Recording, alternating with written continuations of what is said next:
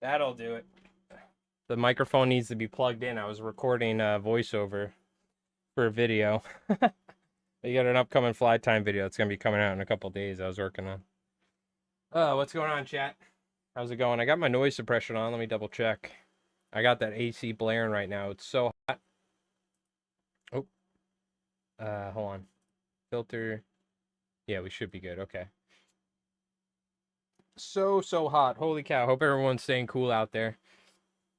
It was like 90 something. I think like almost like 100 at one point today over here in Long Island. So very hot. I've been trying to not use my AC as much, just to not use as much power. But what do you call it? Put it on last night, and thank God I did because I woke up this morning and it was the sun just beams down right on my room for most of the day, so it heats up hot. But the AC I got has been coming in clutch. But check the chat. How's everyone doing? What's going on, Eli? I hope you're doing well. Happy 4th. Yeah, happy 4th, everybody. Gene, happy 4th. How's it going? Hit the like button, catch some fish. Yeah, that's how it works. Guaranteed. Guaranteed. Also, what's going on, Jim? How's it going, dude? Hello from Eastern North Carolina. Excuse me. God, hold on, let me get a drink here. 100 degrees and 106 heat index. Gonna be hotter Saturday and Sunday. Oh man. Yeah, I need to stay hydrated myself. What do you call it? It's been hot. Yeah. Oof. It's been hot to say the least. What do you call it? I apparently there's some more people headed down to Mexico. So you know what that means. Oh, we gotta tie some more, what do you call it? Rooster fish flies. So we're gonna just be chit chatting. I have to bang out like 3 or 4 dozen of them in a pretty short amount of time by Monday. Luckily, I have most of the tails done, and a lot of the tan ones here we're doing the final steps.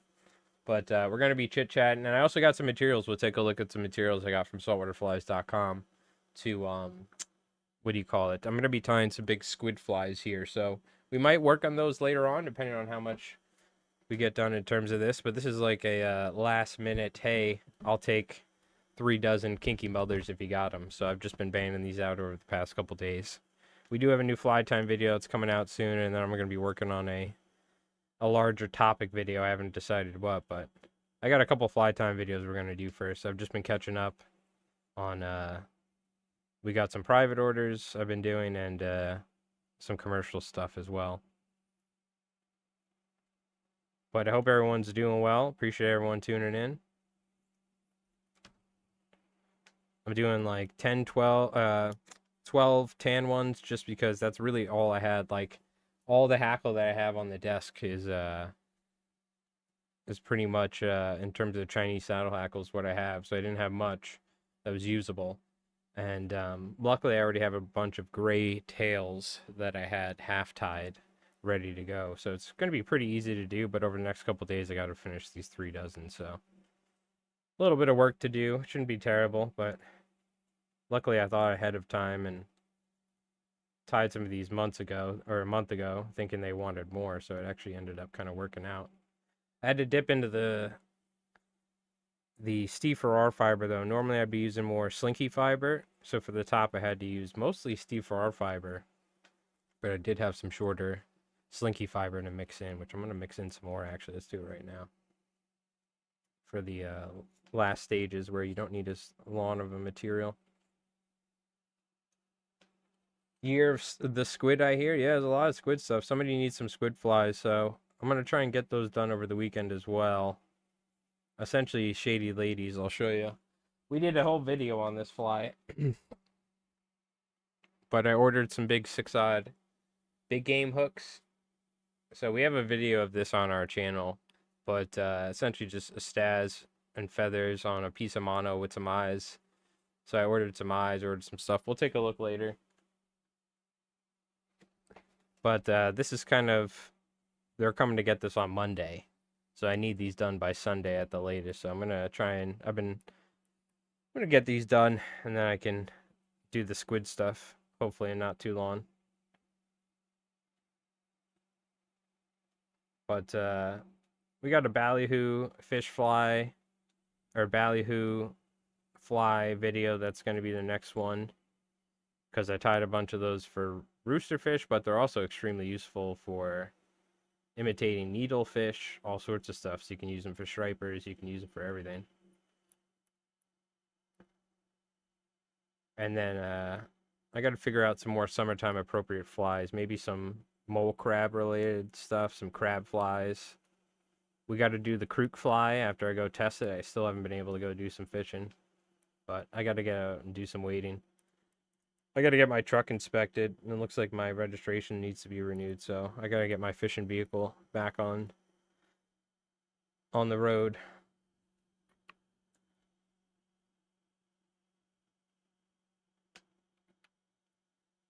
But as usual, some last minute fly tying, but I can't complain. These flies are some of the best money that I get fly tying throughout the year, so the guy that invented to get sainthood. Yeah, well, on one hand, I'm sure it's causing a huge power drain on our energy supply and all sorts of stuff, subsequently leading to even more emissions and output and all that. But, God, imagine we didn't. I remember there were times where I didn't have AC growing up. We just didn't have it, or we couldn't afford it, I guess, or whatever it was. Or maybe it wasn't as affordable back then to get a window unit back in the 90s, whatever. But I just remember dying as a kid. Like, not as resilient nowadays, you know?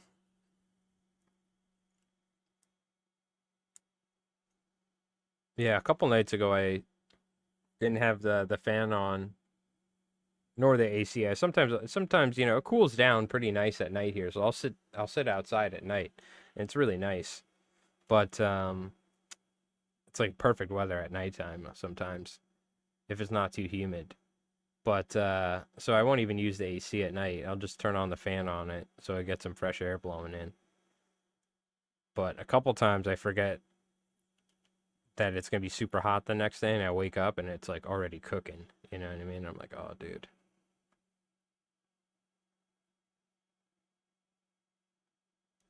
Yeah, God bless.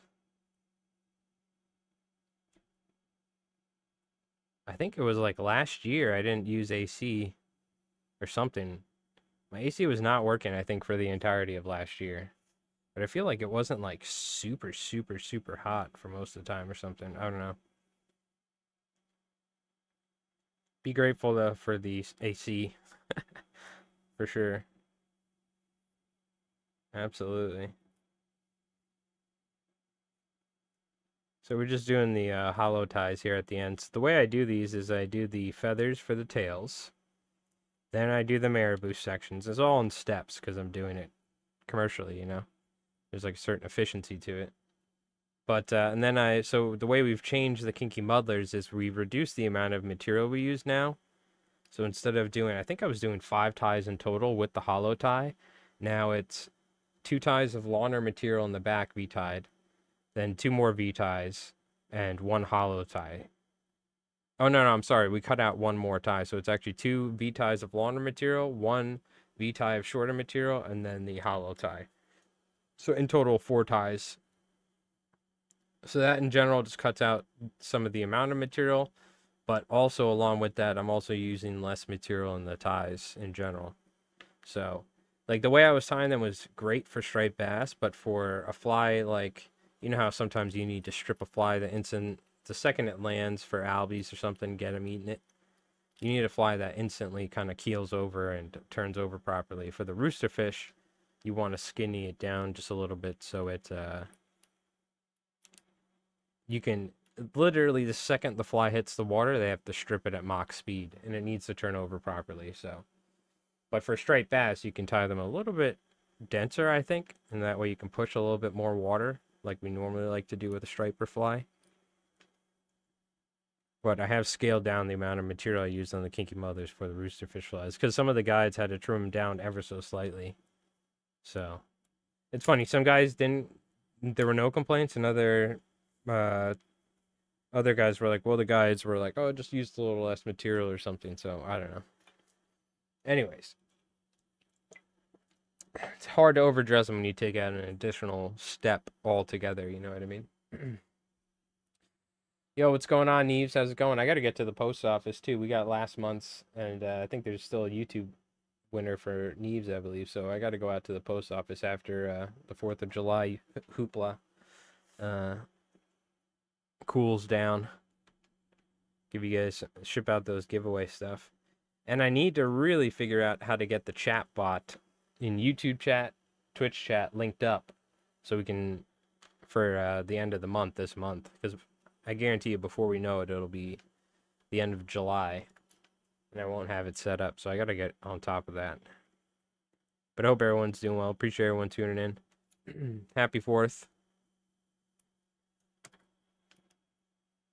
I got really nothing going on as usual. We might end up doing some barbecuing or something. Have a couple of drinks or something, you know, just chill out. But I'm gonna be streaming on Mike Rolls Dice, so for a little bit, probably painting some Gaslands where it's actually Do I have the box? I'll show you guys near the end of the stream. It's taking Matchbox cars though. It's a miniatures game where you take Matchbox cars and you like glue little guns on them, and then you drive them around and they shoot each other. It's like a racing game. It's sick. So we're getting ready to film that this weekend. But I'm pretty much gonna be getting these flies done. Then I gotta do the squid stuff, but at the same time I gotta do YouTube stuff. So pretty busy as usual. But it's been 2 weeks since I've done a fly tying video because I've been slammed with a couple fly tying orders, which is nice. But I gotta get on top of it. I really gotta get in the groove of fishing. I kind of fell off with fishing, man. It's been rough. I tell you what, I need to get some motivation, get out there. We got it being 90 degrees doesn't help. I tell you what though, it was so hot. I was sitting outside. I was like, it'd be nice to go wet wading in the afternoon. Wear like some swimming trunks and go fly fishing in the bay somewhere. Go wet wading.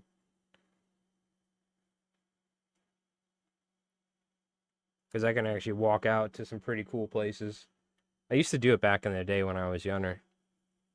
With a little bit more pep in my step, you know what I mean? Be like swimming out in the summertime, swimming to go fishing in some places. You caught a 33 in the rips today? Nice. Go get it. Hell yeah. What do you call it? The only issue is I just have like, that's the thing. I kind of have to go wet wading. I just have neoprenes and really, really cheap plastics. So I either have to use the cheap plastics, which are going to be hot as balls anyway, or I just got to go wet wading. I'm tying a bunch of trout flies right now, but I definitely want to start learning how to tie saltwater flies. You got any tips? Do you know how to tie certain flies like a woolly bugger? Because if you know how to tie a woolly bugger, you can essentially tie any saltwater fly, or the majority of them. It's very simple. But tips to get started is look into, there's one book I always recommend, which is Bob Popovich's, one of his 2 books. There's Pop Flies, and then there's Fly Design, I think is this. What's the second one called, guys? But also I talked to Henry Cowan the other day, and the person who took Bob Popovich's life, it was like a hit and run, or it was like hit with this, not a hit and run, but somebody hit him with the car or something. It was terrible. Rest in peace, man. We lost a legend. But she just got sentenced apparently, and it's like, I don't know, 5 years or something, or 4 years in jail or something, and I don't know. It's something like, it's not enough, but you know what I mean. It's something at least. But that it was just like the anniversary recently of him of the accident or something. So I just wanted to mention that she did get tried and sentenced, I believe. So, but yeah, Bob Popovich's book. Sorry, I got off topic. It sucks, dude. It's such a terrible thing. It really is. We lost a freaking legend. You know what I mean? Ugh. All right. Anyways, Bob Popovich's books are fantastic because he's kind of like the godfather of traditional or modern day saltwater fly tying, I would say. He's like very pivotal in the in the how modern day saltwater fly tying ended up with his patterns. So his second book in particular is really good. But just learning things like the Clouser minnow, the deceiver, basic stuff like that, your freshwater tying skills will translate over to. And then it's really just a matter of looking through my YouTube page, seeing what sort of patterns or whatever Instagram, and just getting some inspiration and trying it. So just know there's no rules in saltwater fly tying. If the fly swims correctly, then nobody can tell you're doing anything wrong if the fly works, right? So there's no like, well, it's got to be this. You have to use 13 wraps of hackle, this, that. Like, feel free to experiment with saltwater fly tying because there's no like, it seems like, especially with traditional freshwater fly tying and trout flies when I was growing up, it was very strict and like rudimentary. And there's like, well, you do this for this and this and that. And when there's this bug, you do this, right?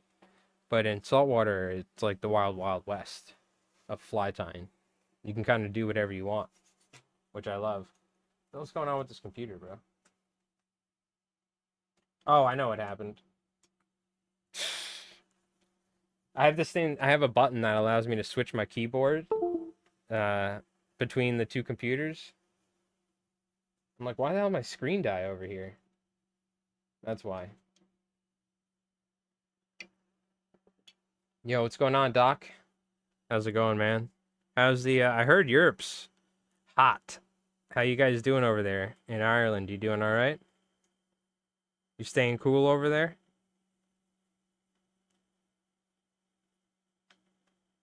You got some ice cold Guinnesses or something?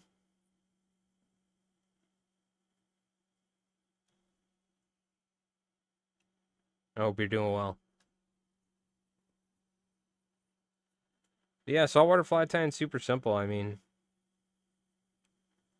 I would say just start looking at patterns that'll work for your whatever fishing you may do in the future or that you do, and pick one that doesn't look too complicated for you because you'll know, and then just go at it. Tie it in different sizes and lengths and stuff and colors.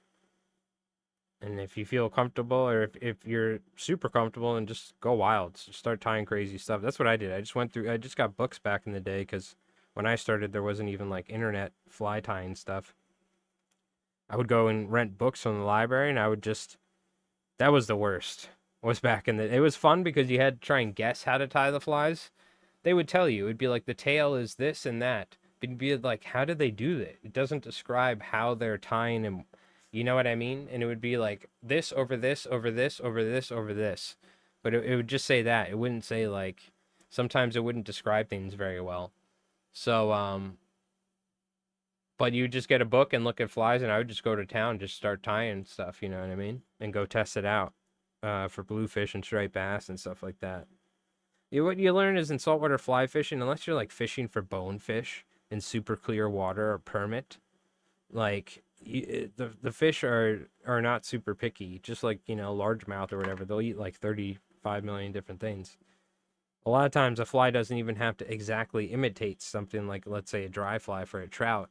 What you need to do is you need to present the fly properly and put it in front of the fish in a way to get them to eat it. It doesn't matter whether it's clouser or this or that or certain flies have different benefits obviously and different applications. But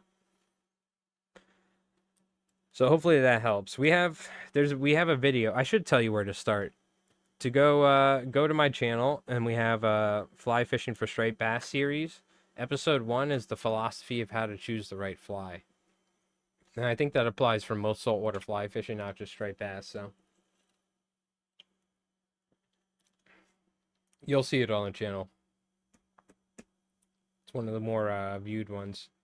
What's going on, Yumi? How's it going? I think we have a playlist for those videos too. Give them a quick brush off before we move them off. So after this step, what happens is trim them once I get them all tied. I trim them, which we have the video for the kinky mother in depth, which you can see. But trim them up and then glue the eyes on, which, I suppose we got eyes. So let's take a look without hopefully. Oh, yeah. Okay, yeah. So I got some big squid eyes, by the way. You know, let's just take a look at the materials right now.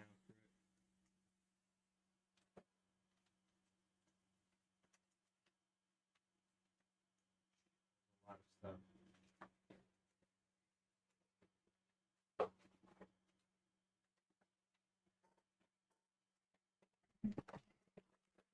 I got some materials in the mail from saltwaterflies.com. Let's just take a look. We got some free crystals that shout out. And there's probably some stuff he had laying around. He gives me some free stuff every once in a while. Shout out to Chris. But I got some pink stas and feathers. Orange feathers and a stas. As you can tell, I'm doing squid flies. There was one thing I'm looking for in here, though. I thought I saw it. Did I not? Am I tripping? Oh, here we go. We got some replacement eyes for the kinky muddlers, because I think I ran out, so I'm going to need these. But I got some big AREC 6 odds for these squid flies, the blue waters. These are serious freaking hooks. Because they want 8-inch squid flies, so I was like, you know what? Let's go all out. They're almost 20 bucks a pop, though, so... I'm going to do a dozen of them for somebody. And what we're tying, you may ask, showed you some of you guys earlier, but in case you just got in, you've seen it before, and shout out to Popovix again. This is why I talk about Popovix being the modern day, like just he influenced saltwater fly tying so much, but the Shady Lady squid fly. So, you know, a lot of the stuff Popovix was doing is the stuff that people are doing nowadays. He kind of helped pioneer it, or you know, popularize certain techniques, materials, and things like that, you know? It's warm as hell. Humidity is so bad, too, being by the coast. Oh, I know, the humidity's been so bad here by the bay. But I won't complain. Busy with work and that, so can't complain. Nice, nice. Yeah, everything's good. You know, we're trying to stay cool as well, of course. Had some watermelon the other day. We got a watermelon. I ate that thing in like 2 days. No problem, like a day and a half. I love summertime. We have like watermelons. I mean, tons of fruit during the summertime. But like tangerines, oranges, all that. Because it kind of hydrates you and it's a nice. I just like fruits in general. They're good. We're getting low here. I'm going to have to replace this thread, but I'm going to run it dry. Get my money's worth out of it. But so I know some folks been fishing. Captain Bodo went out and got a 33. Nice. Has anyone else been doing some fishing? I know Zeke apparently went out and had one random like big fish or decent fish, or like I think one of his best fish so far on the fly. He let me know, and he said there's also apparently tuna offshore or something. So I told him keep me posted. That was before I found out I had to get all these orders done, because they all. It's funny, these fly orders, they always happen at like the exact same time, and it's like, hey, can I get this or can I get that and this? I'm like, all right. But I'm not complaining either, you know what I mean? People want my flies, so. But yeah, apparently like there was no action and he just randomly caught a big old bass. We'll take a look on the Discord. I don't think it was since the last stream.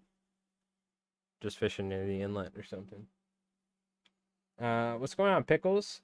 Eli tied jigs. I come across this channel among others like Paul Monahan. Watch a lot of videos and just tie them.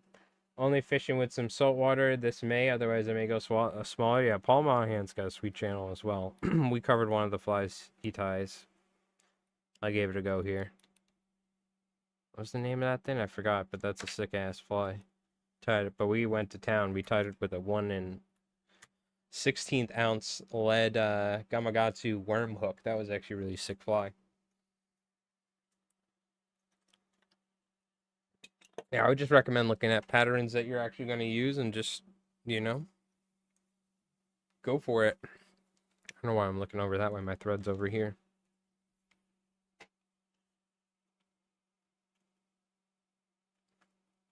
Addicted to grapefruit? I love grape. There was a time where I was eating so many grapefruits. I got to start eating more. The thing about a grapefruit is you got to work at it. And the other thing is it also is a little bit of a hazard. because it'll like you'll get like grapefruit juice in your eye as you're trying to eat it. You know, it's like fighting you the whole time. But we got kiwis, plums, nectarines, or not nectarines, even though I love those. Tangerines, and also like a bag of like frozen berries you can get at like Costco or something. I take that and I make a smoothie. I'm gonna do that after the stream. But yeah, I've stopped eating a lot of like really sugary stuff in the past. I don't know how many years,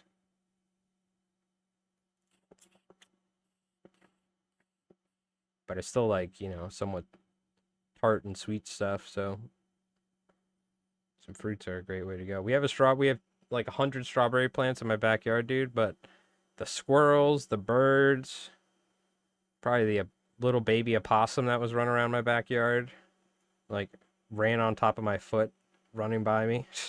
This is this tiny little opossum. We looked it up though. Apparently, baby, like I was gonna call the local wildlife refuge that we work with. I donated those flies to.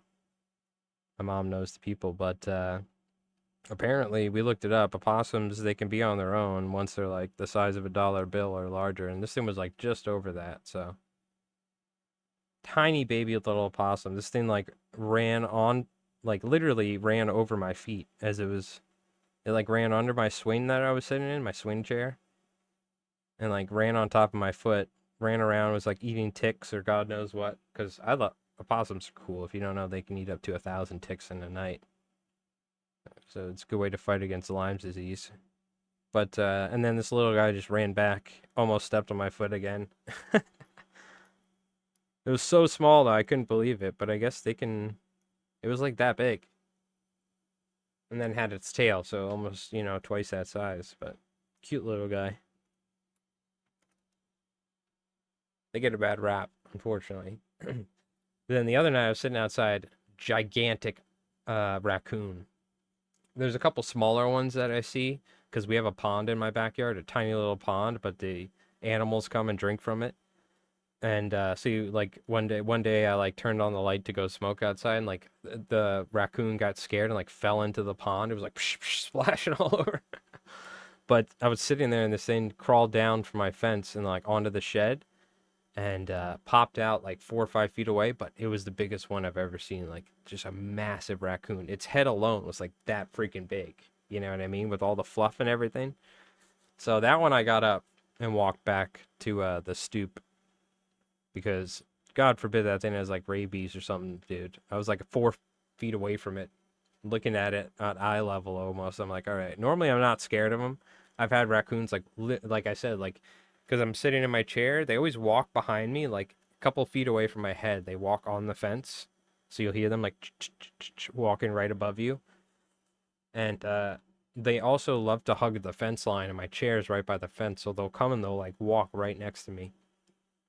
But when I see a gigantic raccoon, I'm like, you know what? I'm gonna give that thing space. You never know.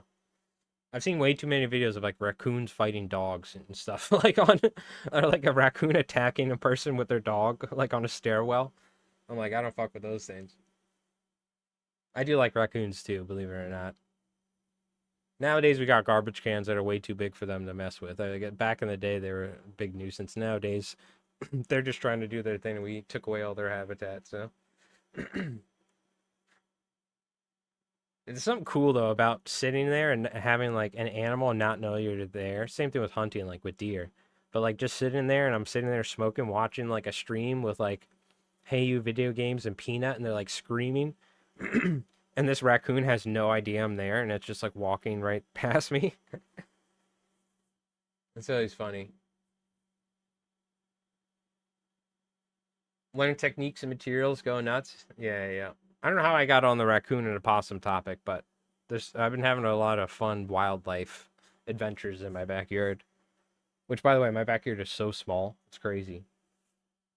But the amount of like, because we don't have like, we don't spray pesticides and we don't have like, just green grass. We have like, native shit growing. We got so many like different animals here.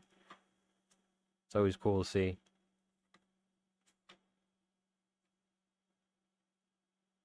For a teeny little backyard. But yeah, I know how I was going to talk about strawberries. We used to get strawberries in the past, but all the animals know, like every single animal that generationally has grown up in this area for the past 10 years knows about our strawberry plants. We have a horde of blue jays. We have cardinals. There's like this set of these two cardinals that I see every year that come and eat our beans. We have like green beans and stuff, and sweet peas. They specifically love eating the sweet peas, especially when they dry up in the fall and they eat the seeds out of them. But yeah, I'd say probably 50% of our vegetable garden and fruits get eaten by the squirrels and all the birds, particularly birds. But we don't mind, you know. It's all good. I live in California, so there's not a lot of striper fly fishing. Oh, there's some striper fishing, but it depends where you are in Cali, right? So you want to start so you want to start fishing for stripers? Or you mean there is a lot of striper fishing? Yeah, so pretty much, I mean, just look at our channel here and start going down the list, picking stuff you like. I mean, the entire channel is pretty much dedicated towards striped bass flies. That's like the basis of my education in fly fishing over the past 20 something years, you know. So, the classic Clouser minnows and deceivers are what I recommend to start off with the first two flies, and then you can expand your fly tying repertoire from there, you know. I learned with the Clouser minnow in Orvis, Manhattan was the first official fly I ever learned how to tie. And then the deceiver was the second one as well. They're two very useful flies as well for saltwater fly fishing. You can use them anywhere in the world. Because there's always going to be fish species that eat small little fish. So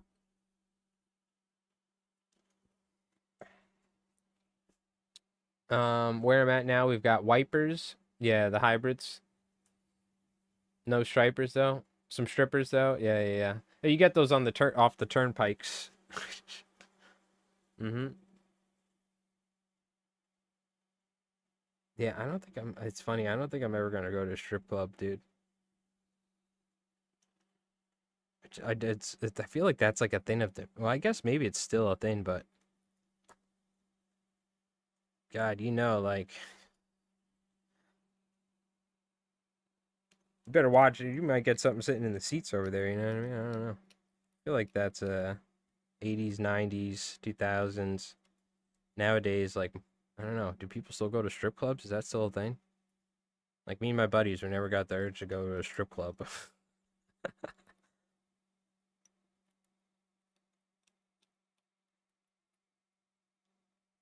I don't know.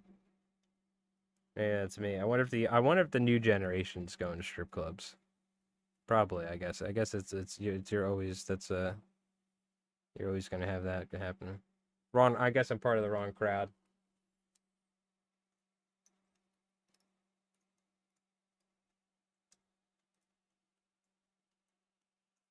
All right. That was a classic joke on Twitch back in the day. People would be like, I've never heard of stripers, but I heard of strippers. You tying flies for strippers?" We'd get one person doing that like at least every week on Twitch back in the day.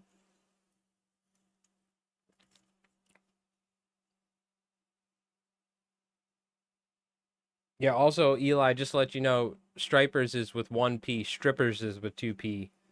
So you better watch out. You might like start texting something to your like girlfriend or something or your family. Like, hey, I'm going for strippers. I'll be back at noon. Like you gotta watch out. Make sure it's just one P. You can get in trouble. You know? That could be one text. They all go downhill. Your autocorrect, well, it's because you clearly like strippers so much. That's why your autocorrect is correcting it. You know what I mean? Your use of strippers so much in your daily language and texting is it keeps thinking you're talking about it, but I'm joking, by the way. I'm joking. The AI is like, clearly you mean strippers.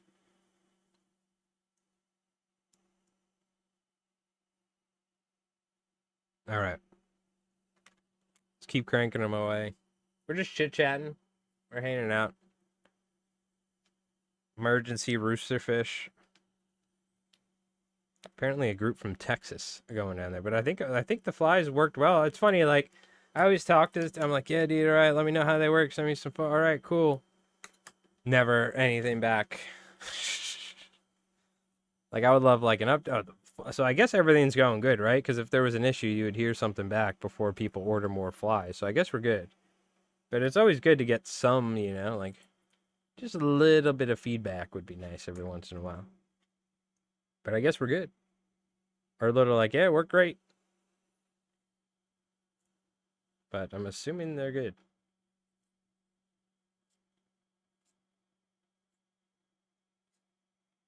So just a classic rooster fish order with a week to tie everything. Easy. Anyways.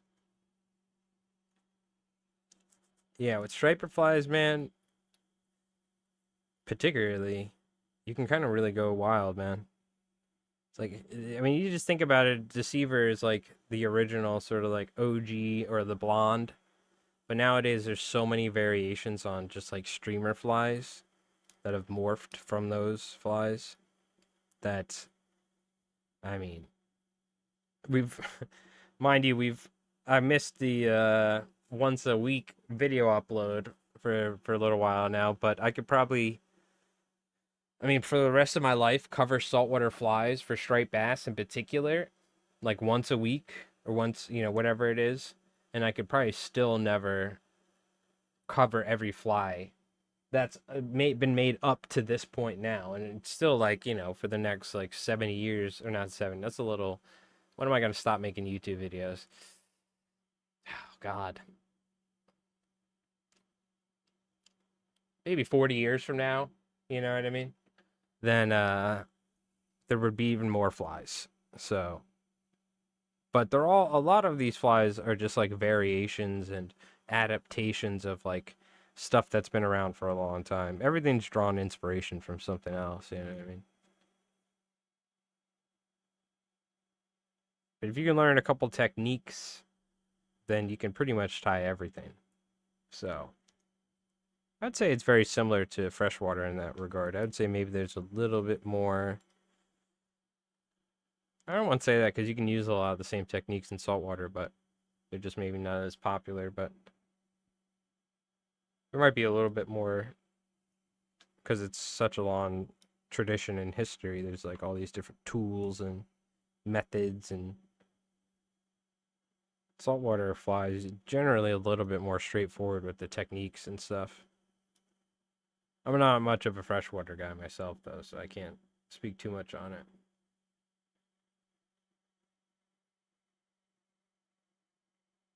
Looks like we got a little too much tan there, but whatever. We kind of actually need to build up, so that's fine.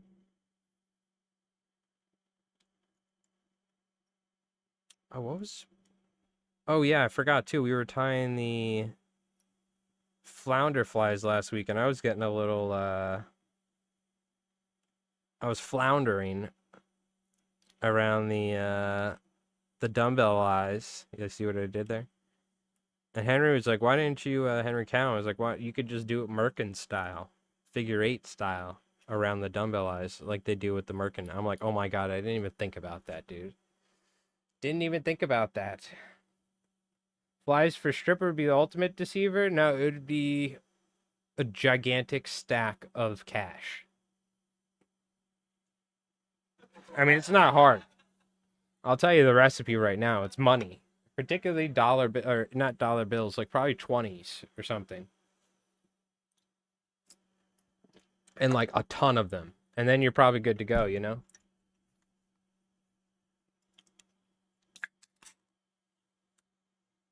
So I guess fishing's cheaper unless you get a boat, you know? All right. Let's do our last tie here. Also, I do super glue on each tie.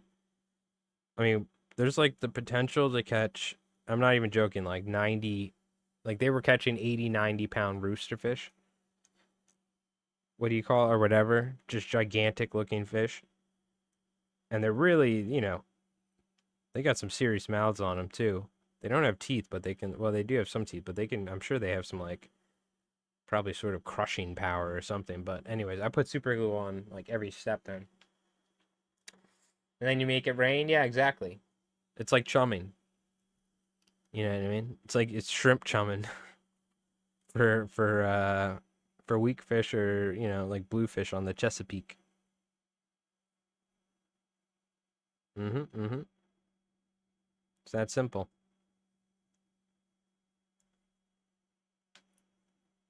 Easy. And profit. All right, where's this? Fold this in half here. Yep. I still haven't, man. I really gotta step it in overdrive for Li Fly's mic with the videos. And I really want to do like some sort of like another in-depth sort of long form video discussing some sort of fishing or something or a topic. Maybe structure, some sort of structure fishing, or I don't know. I haven't figured it out, but so that's going to be coming here at some point. They take a while, though. They take a while. That last video took me like a week of editing, mixed in with doing all my normal stuff I do throughout the day, obviously.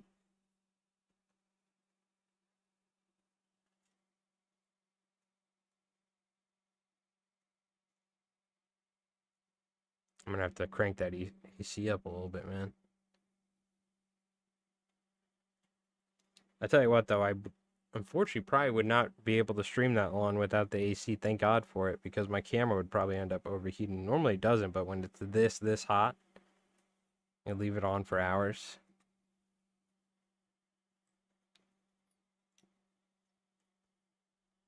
So shout out to this AC for keeping the stream going, baby. Let's go. Add a little bit more white to the belly here, just a tiny bit.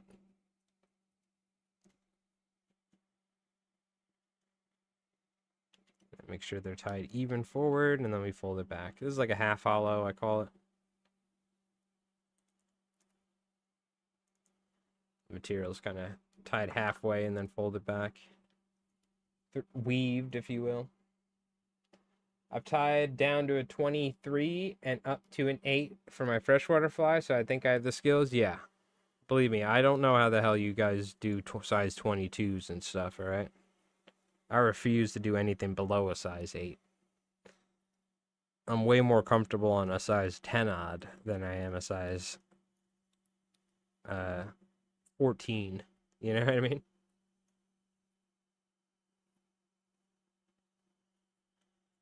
Back in the day, I used to mess around with trout stuff, but I just learned over time. This is what I was a lot more passionate about. And we don't have a ton of trout fishing out here, so that's another reason why not to be tying a ton of trout flies, right? We do have some cool trout fishing, but yeah, if I lived somewhere, if I was going upstate every summer or something, that'd be different, you know what I mean? But, and I poked my finger really bad, but luckily my fingertips are pretty much dead at this point with how many times I've poked myself with hooks. I just got to make sure I'm not bleeding all over the place.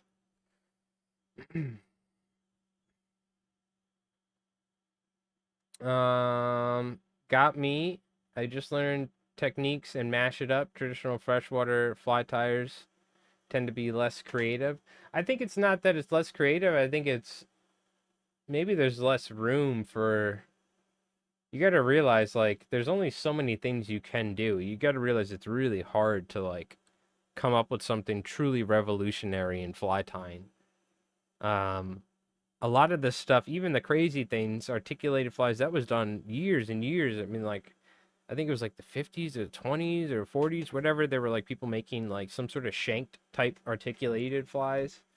So it's funny, like, pretty much like everything's been done. So if anyone actually truly comes up with something new and innovative in fly tying, that's generally why it seems to get attention because it's most of the stuff even probably stuff Popovich was doing, other people did before him. It just, he may have popularized it, or he may have invented it unknowingly again after someone else had did it, but just wasn't famous or didn't get the word out there. You know what I mean? I got called an alcoholic, but I drink less a week than our founding fathers drink for breakfast. We need George Washington back. USA, USA. That's right. Happy 4th of July, Camel Eggs. Watch your liver. USA, USA. Let's go. First timers in salt should have scissors in gear. Spanish this time are trying to eat a tiny glass of minnows. Wait, first timers in salt should have scissors in gear. Oh, I see what you're saying. Have scissors in your pack to shorten up the fly. Gotcha, gotcha. Yeah, you're talking about the Spanish Macs eating tiny glass minnows if they're refusing to shorten up the fly. Yeah. You got a good Spanish Mac fishery down there in the Carolinas? You guys have like king mackerel and stuff, don't you? Yeah, we've had some pretty. It's always random. It's like a random Spanish mackerel mixed in with the bonito, small bonito, or the false albacore in the fall. But how's it going, Jin? How you doing, man? Hope you're doing well, dude. What have you been up to? You been staying cool or what? How's Massachusetts? Man, 250, that's crazy. What is it, bicentennial or something, right? That's wild. It's a pretty pivotal point in American history, 250 years. Or pretty pivotal time. It's actually pretty crazy to think. It's also crazy to think how young this country is compared to so many other places in the world, you know what I mean?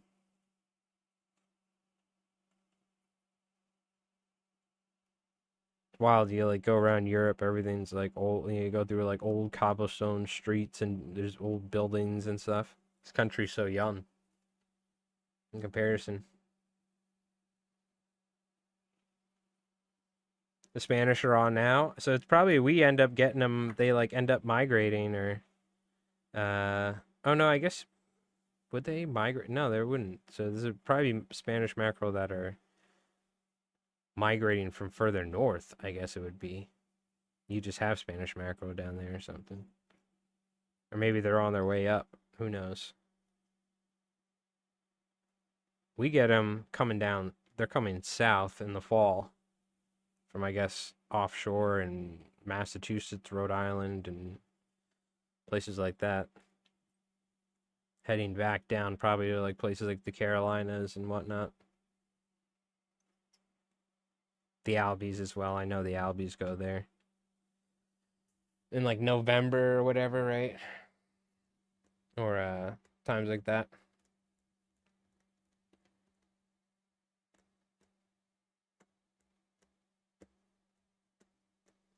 I'll give you a republic. Now see if you can keep it. Ben Franklin. Dude, Ben Franklin, what a G, dude. Man, I was getting venereal diseases, flying keys on kites. And he was like a pimp. He was just a cool dude.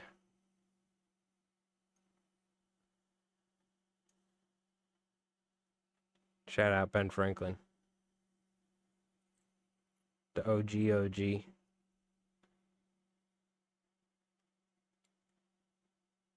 He was fairly young when he did the key and the kite thing, right? He definitely, it was like drinking or something. It was like, woo, let's throw a key and a kite, see what happens. Like, that was badass. Like riding dirt bikes, doing backflips with eagles in the background. Ben Franklin for you.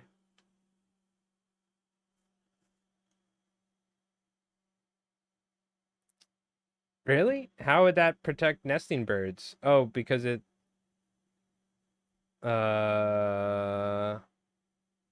I don't know. That's interesting. That's a different Plum Island than the one that is the one over here, obviously, right? You got your own Plum Island, just not ones where they were manipulating Lyme's disease or something. We might do it next Halloween, we'll see. But where it's like you guys go fly fishing off Montauk, your boat crashes on Plum Island, and you have to fight the Montauk monsters and survive. We'll make a Halloween special Halloween stream where I'm like DM and you chat. I'll pick you folks in chat to take turns trying to survive the island. You just reminded me, anyways. I also saw a video on ticks the other day. Where they were talking about it. What is it? The internet etiquette guy or whatever. Fuck, what's the guy? What's that guy's channel name? I see. Semi-quincentennial. That's just a fun collaboration of letters to read out loud. Bicentennial, quincentennial, semi-quincentennial. Sounds like a disease.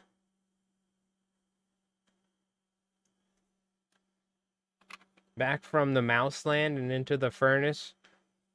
Back at home. Wait, were you with the what's the hell the name of those rat things in Warhammer? Were you in the alternate dimension of the rats? Something with an S. I completely abandoned Warhammer, and I haven't thought of. I've like all the Warhammer information is laid in my head. Oh, Disney. Ah, what's those guys I'm thinking of? What's the scarab or the what's the name of those rats that like interdimensionally go through time and open up wormholes and just pile out everywhere and eat everything? The hell, Skaven. That's what the hell those things. Oh, you went to gotcha. You went to Disney. That's close. No. I haven't been to Disney, dude, since I was a little kid, man. But I did go once, the Florida one. Florida one. I don't think we ever went to the one in Cali.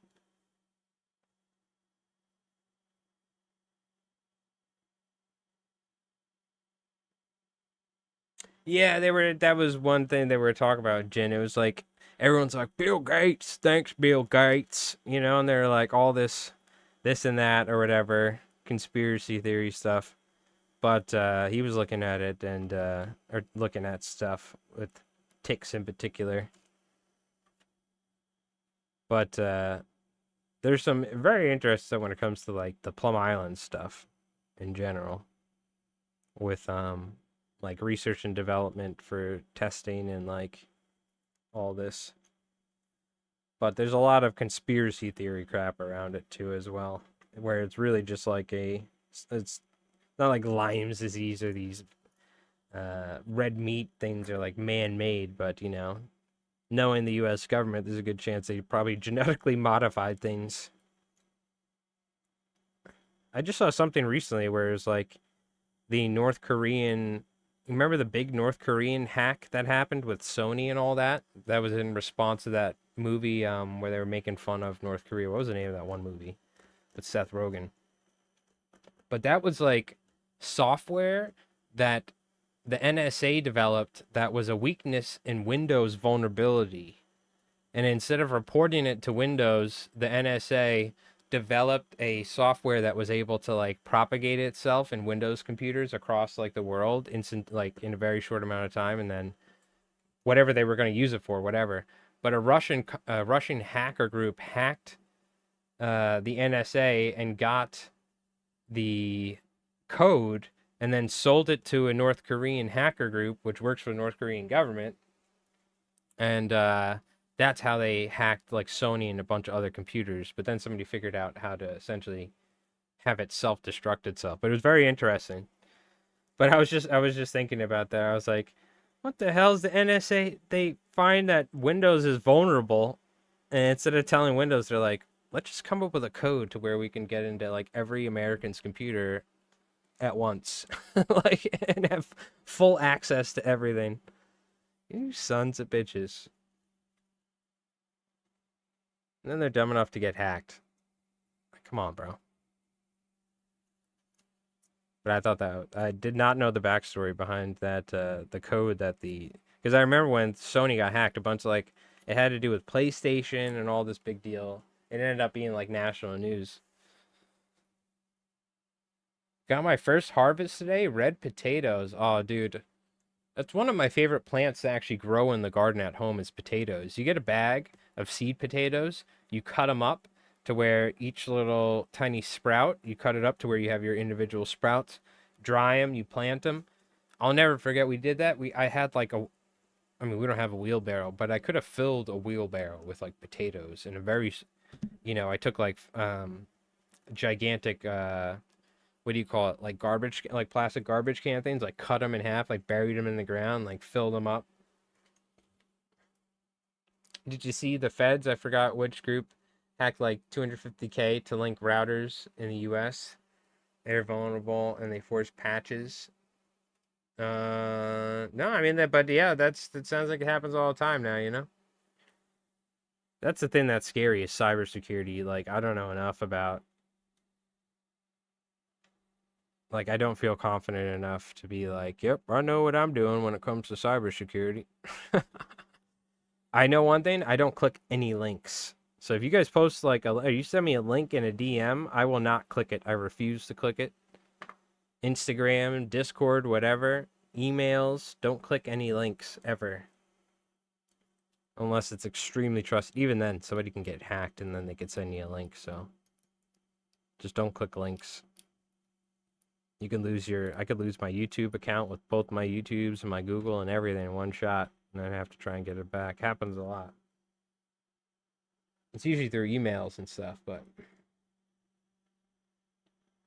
yeah, potatoes are very easy too. Like potatoes are a very easy thing. The one thing that sucks with potatoes, you can't grow them in the same exact spot. You have to give them like I think a couple years for the soil to reset. Otherwise, you can get this like potato mold or something. I forgot what it's called. Do you guys know what I'm talking? I'm sure somebody here knows what I'm talking about. You have to like let that a specific area like reset. Otherwise, like you could. I think it's like a disease or something you can give the potatoes. I don't know. Somebody I'm sure knows what the hell I'm talking about. But I did a little potato research.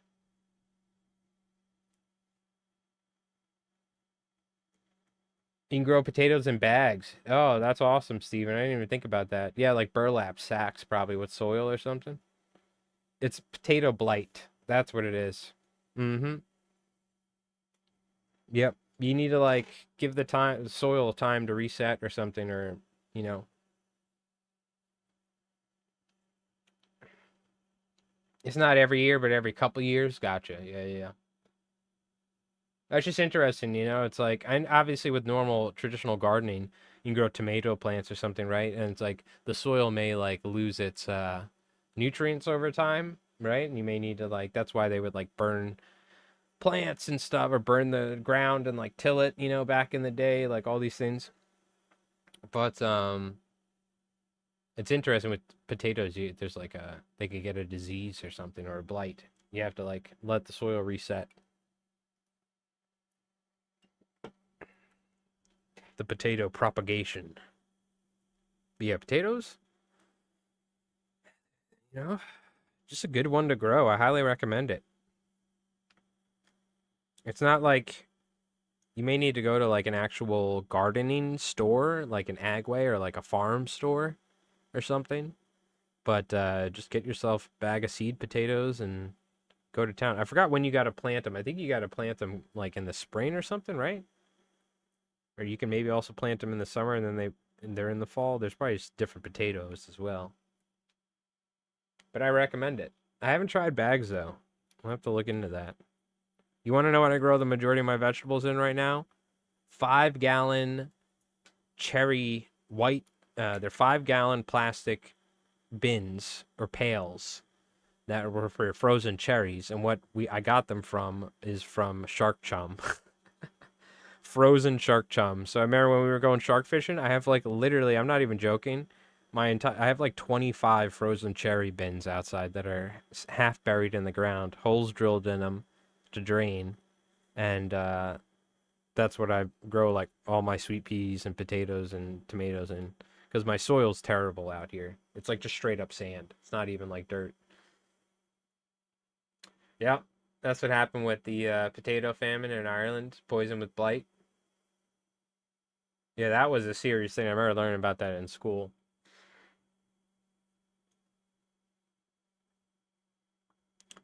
I recommend potatoes to everyone who is starting gardening. Toss them in a bucket. You can plant them from spring, like August. They are frost hardy. Harvest them out until end of October in PA. Yeah, yeah, yeah. Yeah, potatoes are great, dude. Absolutely love them. Just had some potatoes today. Yeah, I just wish we had like a bigger piece of property. We don't have a big enough piece of property. If we did, like I'd we definitely I'd say probably like 50% of our backyard is like vegetable plants. You know what I mean? And it's a small one as well, so probably more. If I could though, dude, I'd have potatoes. I'd have 20 tomato plants, like 10 pepper plants. I'd have rows of lettuce, everything. I'd have like a small farm essentially. I would love to, but unfortunately, don't ain't got the room. And we got a lot of trees too that which I shouldn't complain about because most of my neighbors cut down all of their trees. But we have some trees that kind of block all of the sunlight from my backyard at times, so it's kind of a struggle to grow consistent vegetable crops. Also, a lot of powdery mildew, a lot of mites. It's like just everything is just a freaking disaster out here. But so we just kind of casually do it. I've gone a little bit more serious with vegetable growing in the years past and like yeah, struggled with it a little bit. I've also lived in other places when I was renting this one place. I had a pretty big vegetable garden. And that one did really well because it was consistent sunlight, consistent what do you call it? Consistent everything. Looking to regenerative and technique called is it Jadam or it's not J-Dam, that's a bomb. Yeah, my mom was like watched something on recently on regenerative farming using like these like bags almost, but it's like a like lawn almost like I guess like a burlap sack or something. You put the soil in there and you grow the plants out of it or something. It's very interesting.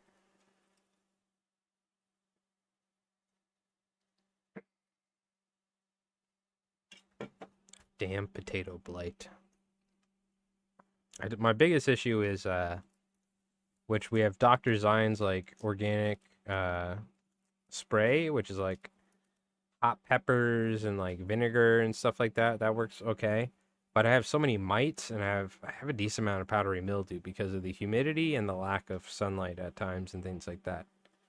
So my zucchinis and stuff like that, or my mom's zucchinis and stuff, or cucumbers, they generally get powdery mildew pretty bad.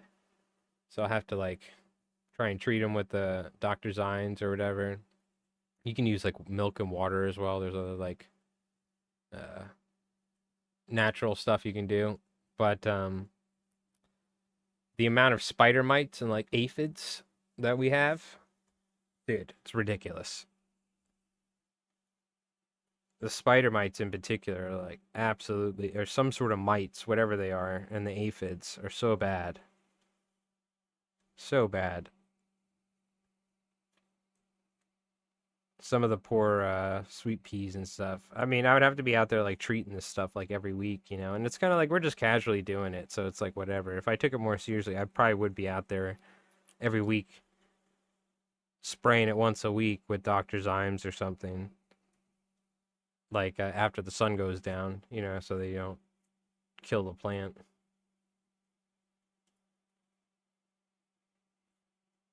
But we're just kind of whatever. We pick a couple tomatoes. We just picked some green beans recently. some sweet peas. We're not relying on it, obviously, you know. Again, I'm just limited in a room, so, but it's all good.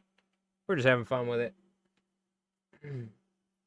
It's good. Naturesgoodguys.com. They sell predatory bugs. Yeah, I know, but it's like, I don't know. You buy a bunch of ladybugs, they're gonna do some stuff and eat some stuff, but they could also just probably like freaking fly away.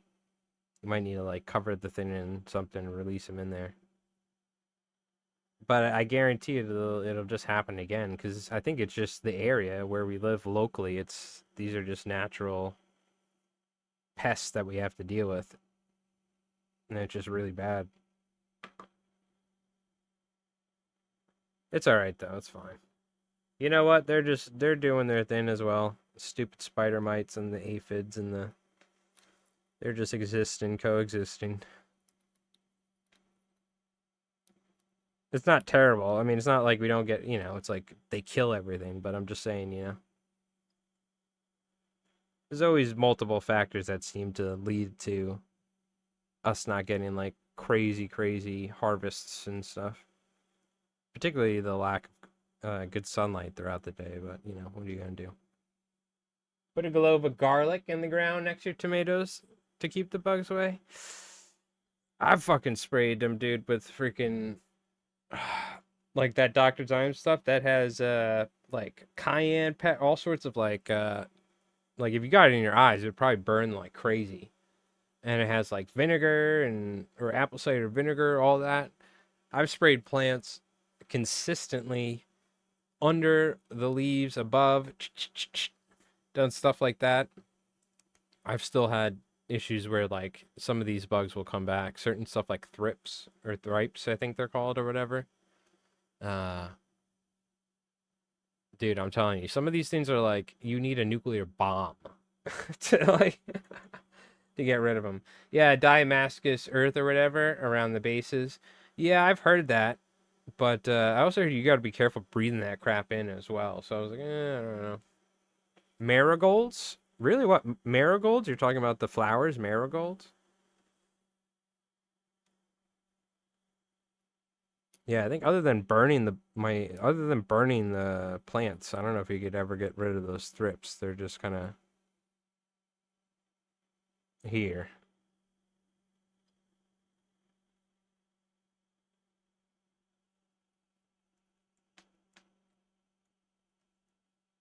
But it's all good.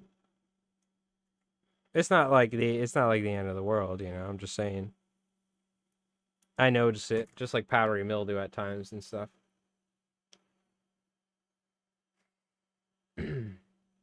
Repellent plants. French marigolds against whiteflies and nematodes. Well, we have basil growing. I tell you, something's eating the crap out of the basil. So that's the issue is you might have certain plants that help other plants, but then other bugs will just eat the plants that help the other plants. Something's eating the crap out of my basil right now. I can tell you that much. Or my mom's basil. Perennial plants help the soil too. The I'm definitely saying it wrong. Diatomaceous or something. Earth spread with the mask. It's just fine once you get water on it. It's the sharp dust you don't want in your lungs. Yeah. I've heard of it. I've heard about it. You put it on your chickens to help with mites. Nature is a tough cookie to crack. That is right. Just hire Doc to help in the garden. Doc's got those little weak Irish bugs. All right? He doesn't know anything about these American spider mites and thrips. All right? They're like freaking cockroaches. You need an atom bomb, they'll still live. All right? He's got those Irish bugs. I don't know what I'm saying. All right, we're going to whip up our last one here. We got 12 of these suckers done. What I need to do off stream,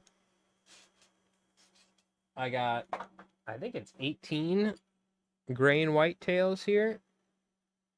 And then,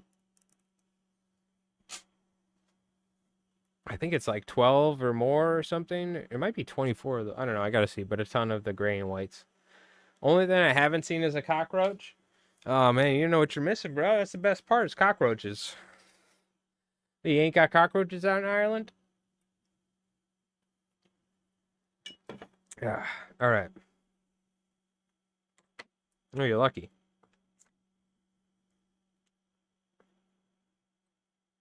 You just need to work in like a semi rundown restaurant in America. You'll find cockroaches. I'll guarantee you that. Restaurant's been open for a while, you know what I mean? And they're just like they're just kind of carrying on. You'll probably find a couple cockroaches. I know because I've been there.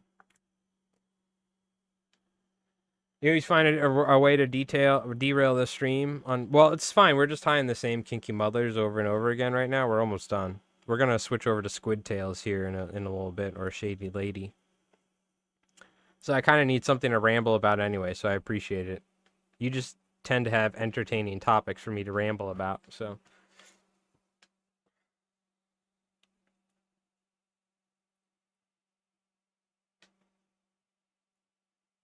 Yeah, I've said it so many times, but anyone that like ever first tunes in the stream hoping this is going to be like one of those things where it's like, all right, well, the reason why I designed this flaw in 1974 was because there was a pack of El Dorado mules carrying me up the hill, and I'm like describing it the entire time. I am not that. If I was doing like a presentation in front of like a group or an audience, like in person, I would. Right? Or like on like a guest of a show or somewhere, or like on a podcast or something. But if it's just me like streaming and tying flies, it's just me bantering the whole time while tying.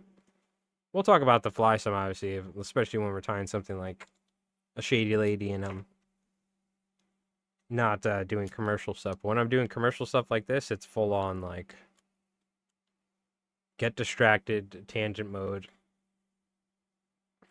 Otherwise, we just sit here in silence because I have my AC on and it's hot as hell and I have noise suppression on. So no worries, no worries. Oh, that being said, too, like, damn, dude, we were talking about it last week. We got to do the Amazon resin videos where we test out different resins. We found that one website, which I totally forgot the name of. Those like freaking $50 fly rods from China and stuff.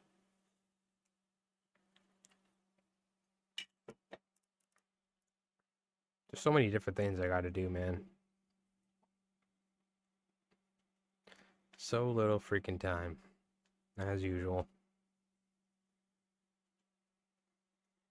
Main thing is, I gotta get another fly tying video up, so that's gonna be going up. I gotta get it like done. The faster I can get this crap done, I can start working on videos again. So it'll probably be like early next week. Unfortunately, I would love to have it out by the weekend, but I'm probably gonna spend the weekend doing this.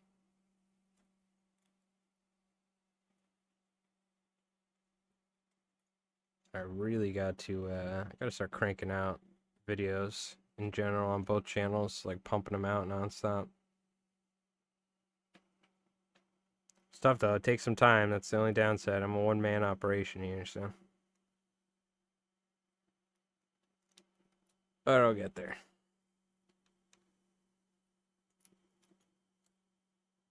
No, I know you believe me. Yeah. I am a self-aware individual. Don't worry. I could blame you for my distracted rants, but don't worry. We were just passing the time until we got done with this last fly, and then we can move on to squid flies. So it's all good. By the way, man, we gotta either I need to remake the Albie highlight, or we play it without any audio, and I put music over it, which I might do.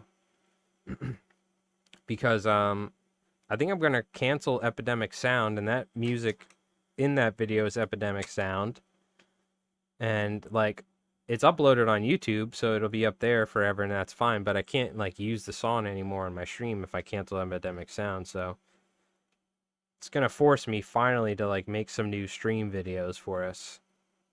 But I'm thinking of doing that because it's like almost $20 a month now. I've been paying for that for years, and we barely use it. Only during like the fly time streams, and at some point here, like look, we're not listening to music now. At some point here, I would like to just record some guitar tracks for the background because I'm not playing it loud anyway. We're talking the whole time, so. But enjoy the Albie highlight in its original form. It's up on YouTube, but this might be, this might be the last month that we play that Albie highlight on. We've been playing this sucker for years in its original form. We'll probably still have it, but we'll just have some like guitar packing track with some little solo stuff over it or something. So you might not hear all the original audio and like me talking in it and stuff. So all I'm saying is enjoy it because yeah, I think I've given Epidemic Sound enough money over the years at this point. I'm good. But that means I do need to make new highlights for the streams. So we have a ton of different footage of Albies and all sorts of stuff, so I just got to get around to doing it. That'll force me to do it though, because now I can't use the old ones. So at some point, I think I still paid for it for this month. We'll see. Maybe it's like at some point here, I gotta cancel it, dude. I gotta stop paying for it because we just don't use it. I used to use it in my fly time videos, but now I don't. So there's really no reason. Just like for, what, 4 or 5 streams a month or something, I use it. It's not worth it for the amount of money.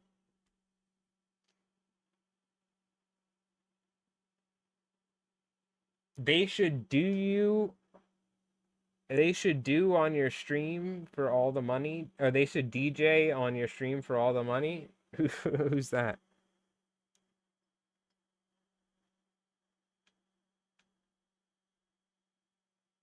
I was hoping to get the guitar, the one, once every couple weeks, once a week guitar stream back by the summer, but I don't know.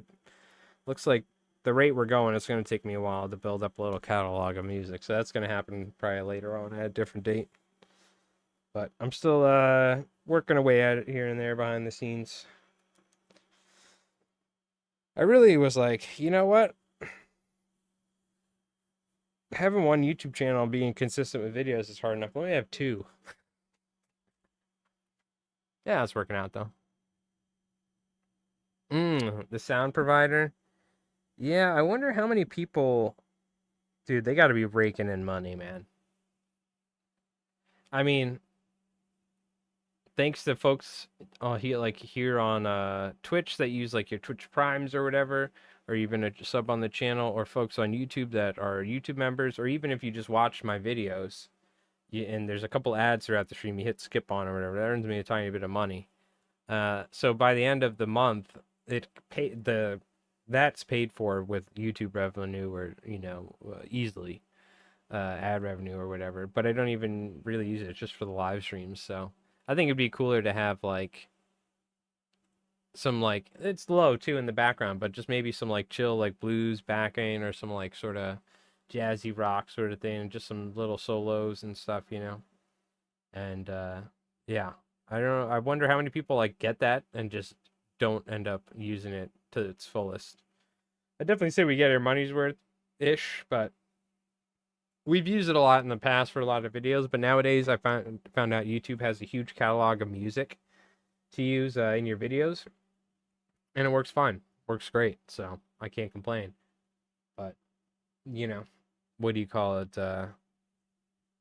It's been a tax write-off, so that helps. But there's probably other things I can do. What I really want to do is take that money, $20 a month almost, put it into like $18, $19 a month, but for the premium version of what's it called?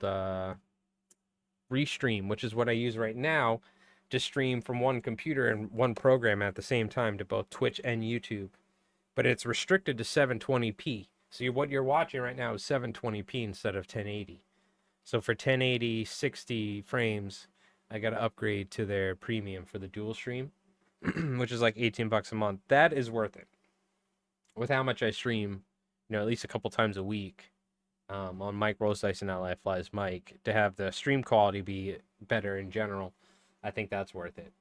So I think that's what we're going to do. We're going to cancel the Epidemic Sound, which we use here on stream for fly tying, but, you know, just a little bit here and there, you know, and put that into making it so the stream is just, we're going to be able to stream at 1080p. Hopefully, if my bitrate, my connection allows me, my internet, my shitty Optima internet that we pay quite a lot of money for. But, so yeah, we'll see. Shout out to Restream, dude. It's been great. I feel like the amount of issues we've had, too, with the stream crashing and, like, losing frames in general. Like, Doc, you've been watching one, other folks. It's gotten a lot better since we've started multi-streaming, which doesn't make sense because originally we were streaming just to Twitch and we'd be fly tying and we'd have issues where it'd drop out and like for 5-10 minutes it'd be glitching and we'd have to wait. But nowadays I'm streaming to 2 separate platforms at once. But the way Restream works is I stream to them and they stream it to the 2 platforms. They seem to have a very good thing going, so shout out to them. It's been working. It's been working great. So, all right, we're gonna take a quick little break here. I'm just gonna stretch my back real quick.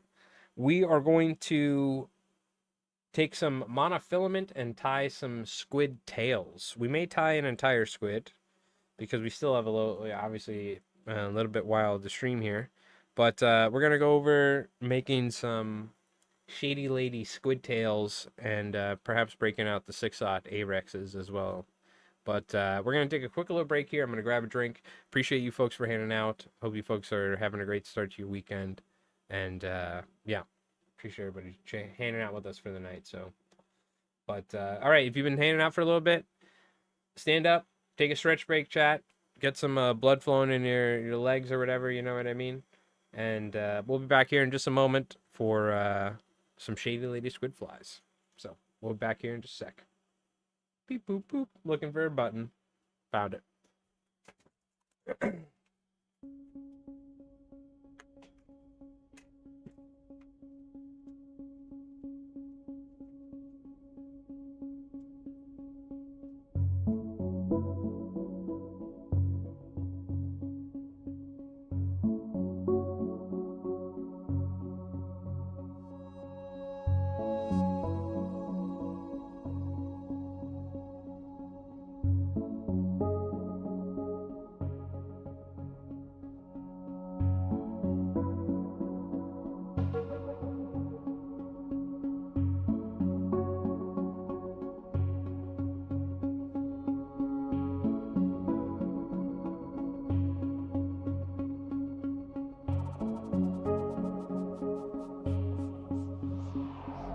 Yeah, dude. Yeah, dude. Stay tight, all right? Yeah, keep it tight. Yeah, dude. Yeah, Aiden. Knuckle buster. Are you good? Do you need me to do anything? Yeah, I might need a ride. Yes. Okay. Hold on, I'm gonna turn now. I'm gonna try and get on the valve. Yeah, get on the valve. All right, you're doing good. Keep doing your thing. I'm gonna move us away.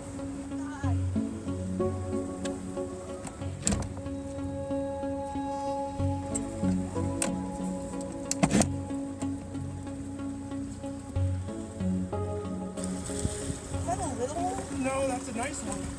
Oh, let's go! Come here, hold next to your alley.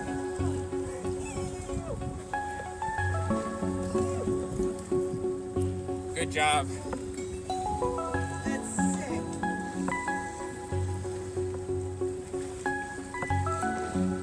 All right. Nice. Go!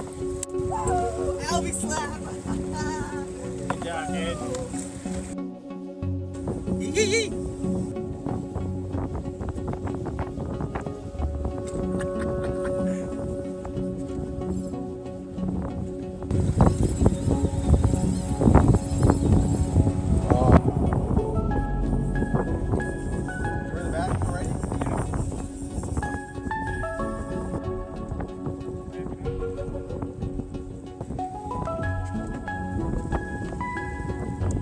Looking down the barrel of a 12 gauge A little tuny, bro.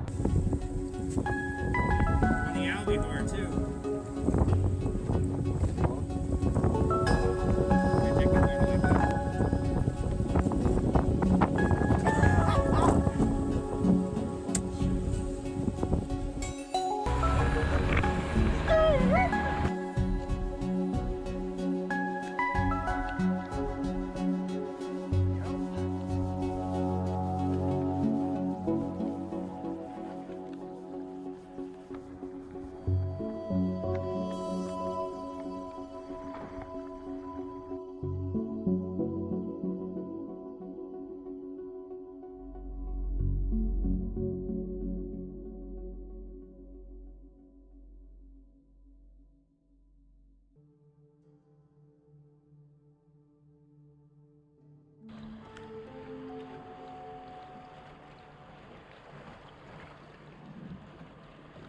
Oh my god, dude!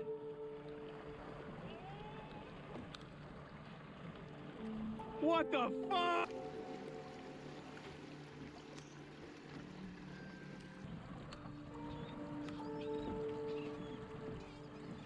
Woohoo!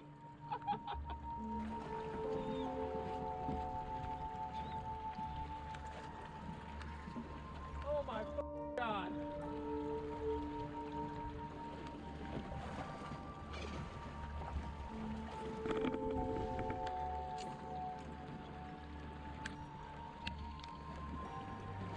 Yep.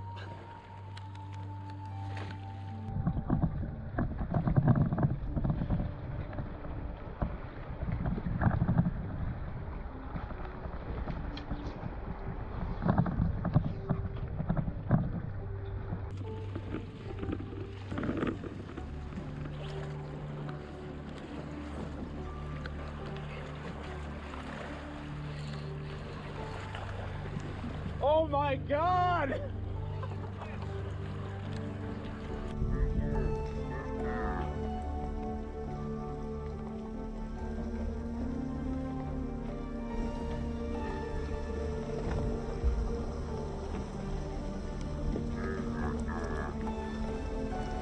I gotta turn the boat so I can cast.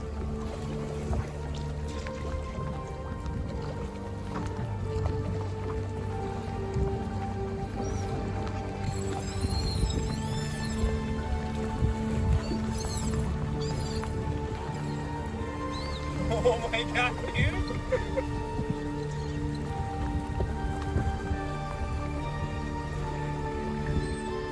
Alright, get back to catching him, Diego. You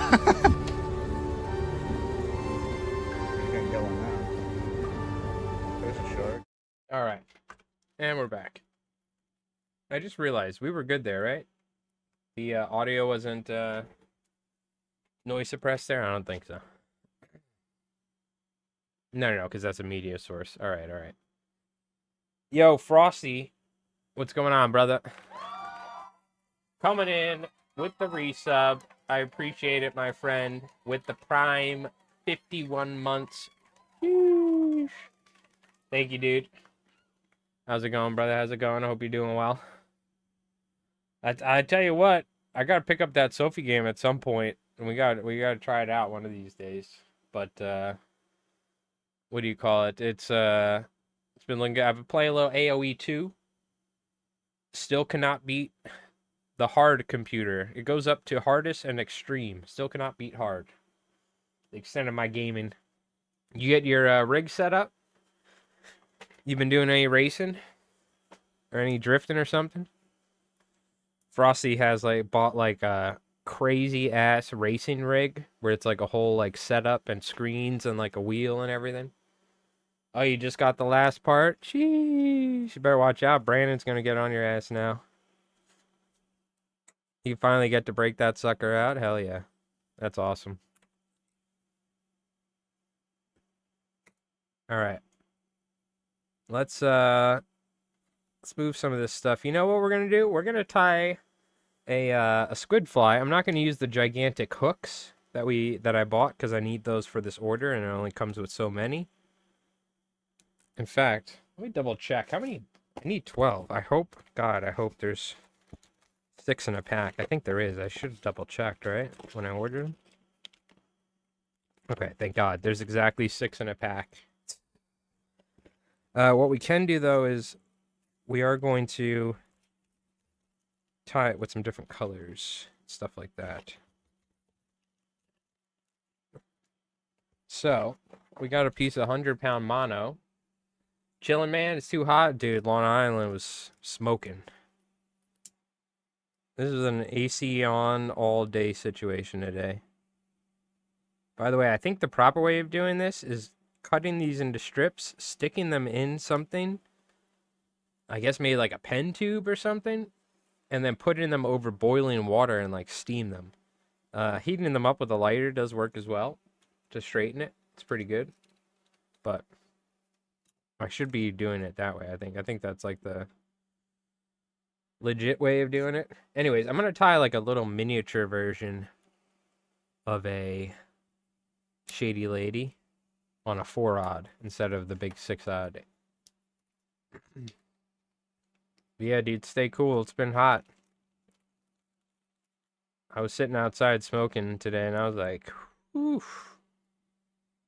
God forbid anyone that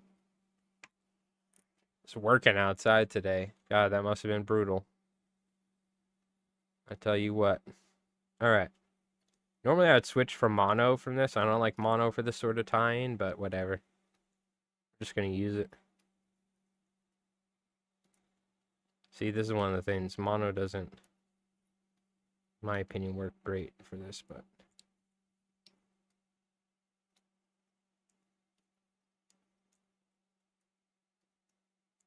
That's why we ain't got no music. We're going to have to get used to no music, or less music for a little bit. I got to get some guitar tracks recorded for the stream. What I need to do is just set up a loop and then record for like 20-30 minutes and just have the loop going and just play guitar solos in the background, but I need to be tame. I can't go too crazy. Just do like some ambient sort of stuff. And just play that in the background. Alright. So, Shady Lady. Fairly simple. Crystal Estaz bump. Saddle hackle. Crystal Estaz, put eyes. Tie that to the hook. Bada bing, bada boom, you're in business. We're going to take some Estaz here. This is, I think Chris sent me a couple free packs. We got a tan and a hot orange because I ordered an orange and a pink. So let's try the hot orange out. We're going to just wrap a small bump. And this is going to help flare out any of the hackle that we tie on after. If you have 2 vices, you can link up the 2 monos together. I always found that, like, that it seems like it would be tricky to work with, in my opinion. So I kind of just like doing it like this, but you have to be careful. It can slip on you. Oh, we're also going to take a look at the Discord, too, after this. And see what sort of flies anyone's been posting.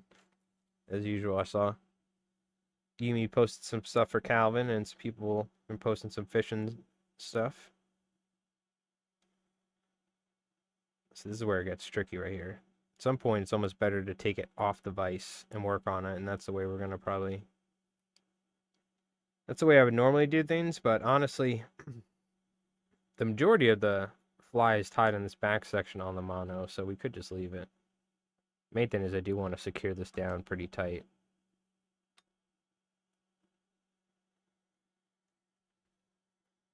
One reason I like the flat wax nylon a little bit more is the fact that it doesn't slip as much, and I can put more thread pressure on stuff so I can secure stuff with less wraps. So this is the issue here, you see, is it not being stiff enough to be able to wrap on it. So you kind of have to hold it by hand. But we should be able to tie on top here. I'm going to put a little super glue and make sure that this is durable. because I can't put as much pressure as I normally would with a hook on the vise.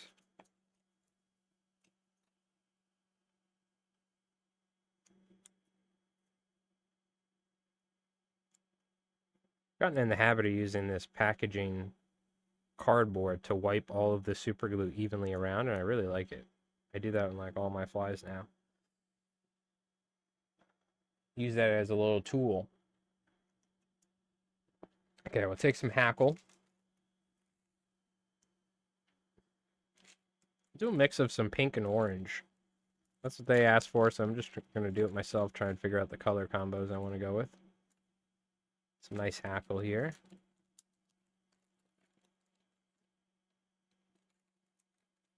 And I'm going to use some of the junk feathers because I'll keep the good ones for my customers. Fish don't care if I'm using some junky ones.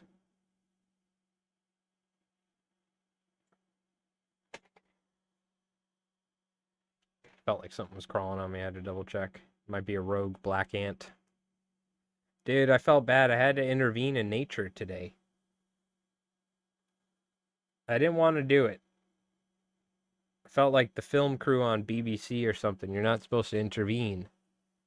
But I couldn't help it. I saw a beetle like breaking out of the ground. It ended up being a June bug.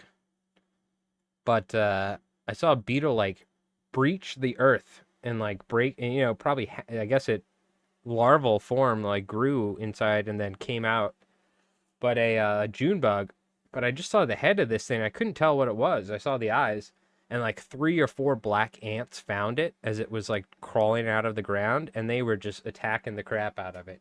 They like bit one of its antennae off, and I'm watching this beetle try and claw out of the ground because it like couldn't get out of the ground, and the ants were just freaking attacking it. So I felt so bad. I ended up like moving the rock, and I was like, because it was like a slate. I was like, we'll see if the beetle can get out if I move this rock. I don't want to intervene too much. And I like brushed one of the ants away. I'm like, ah, yeah. And I was giving it a chance, and I was waiting. Because I didn't actually know it was a June bug. I just saw the head of it and its eyes, and I could see it like looking like, you could tell it was like probably freaking out because the ants were like swarming it, these big black ants. But I ended up like getting a stick and like helping it out, and I saw it was a June bug. But then I felt bad for the ants, dude, because the ants, that was their meal right there. They were ready to rip that thing apart while it was alive. Those black ants. So I did disrupt the balance of nature, and I don't know if it was the right thing to do, but you know. I could see that beetle just sitting there like, oh my, in my head it was going like, help, oh my god, as it was getting like like ripped to pieces by the ant. It's like antennas getting ripped off. Oh my god. And I could see like more ants coming. I'm like, oh god, this fucking thing, dude. So I helped out the beetle. You're not supposed to get involved, man. That's nature, you know? Nature's metal. Sometimes you witness ants eating another bug alive while you're sitting there in your backyard contemplating life, you know? The meaning of it all.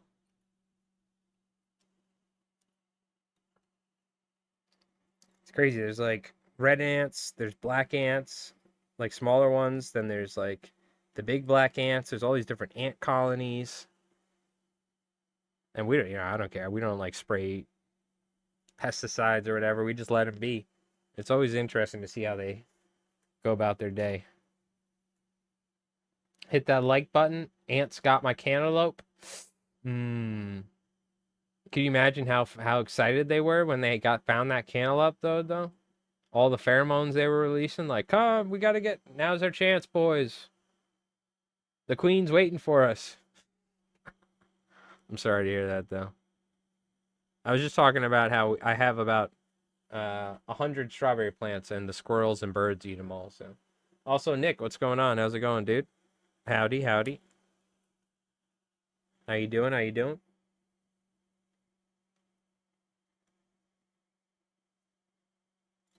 I gotta do some vacuuming, so I'm not gonna get too worried if there's a couple loose feather fluffs flying around. Oh, you know what's a good movie I saw that's free on YouTube? It's not even like an official free YouTube channel, but it's just a YouTube channel had it. is John Carpenter's Ghosts of Mars. I haven't watched that movie since I was a kid, and I forgot how dumb it is, but it's like one of those John Carpenter movies that's like dumb but so good. It's like a good dumb movie. And it was just a good watch while I was tying some flies. Makes me want to watch some more good dumb movies like that. Reminds me of my childhood. Early Jason Statham. Got some Ice Cube in there too. Bunch of good like 90s, early 2000 actors in there as well. They Live is on YouTube as well. Which is They Live? I've definitely seen it, but I'm just trying to think what movie is that? They Live. I saw you got Japanese strawberry seeds. So what's special about Japanese strawberries? Are they just a different type of strawberry plant? Or a different type of strawberry in general? Very cool. You got to show us what they look like. My strawberries already blossomed though, or like bloomed, so well, I guess it doesn't matter. You're gonna plant them. They grow like year round. My strawberries come back every year. So the great thing about strawberries is, this is what I will say. We have oh, it's another John Carpenter film. Yeah, Big Trouble in Little China is fantastic. That's a fantastic movie, of course. Light in color, but the sweetest. Mmm, interesting. I like the tart ones. I do like our American strawberries. I'm a fan of tart fruit. I don't like fruit that's super sweet, like when cherries get super sweet or blueberries. I like a like a nice tart blueberry, for instance. That's why I'm a big fan of like tangerines, like clementines and stuff like that or whatever. Oranges, grapefruits. I'll have to just look on YouTube, search They Live just to like see a clip to remind myself what movie that is. It sounds super familiar. Every once in a while I go on that kick where YouTube has like their official movies channel and they have free movies to watch. Because I don't have a cable box anymore. I just watch YouTube all day, essentially. There's so much stuff on YouTube. You can watch an entire documentary on the Crimean War with graphics, or you could watch dumb stuff, whatever you like, you know? You growing inside? Okay, gotcha, yeah. It's so hot. What's the temperature like in Arizona, dude? It was 90-something degrees here on Long Island. Like, I guarantee people probably got heat strokes, almost died today. It was so freaking hot. The thing is, like, we're not used to that temperature. You know? Probably for Florida, this ain't, like, terrible if you're a Floridian. But if you're a New Yorker, man, this is, like, some serious temperature for us. To say the least. We're just not used to it out here, you know what I mean? Super hot, you're in Arizona? Oh, 100 plus. Is it dry at least? You guys don't have like super humid heat, right? What does it drop to? Because you're in the desert essentially. What's the nighttime temperature? Is it like a super drastic temperature change or well, I think it gets cold in the desert at night, right? But is it still super hot? It's weird, like it I guarantee you tonight it's still gonna be like 80 something degrees. Like it'll cool down some nights, but when we get a heat wave like this and it's really humid in particular, um, you get nights where it's like just so freaking muggy and hot that it's just so miserable, really.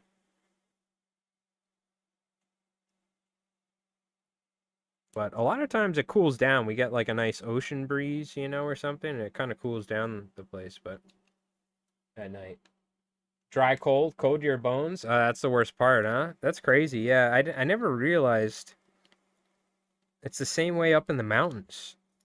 Something you don't know until you actually go up there. You would think summertime it would just be it would maybe get a little bit cooler like it does here on Long Island at night. Or maybe still stay warm if it's humid, right?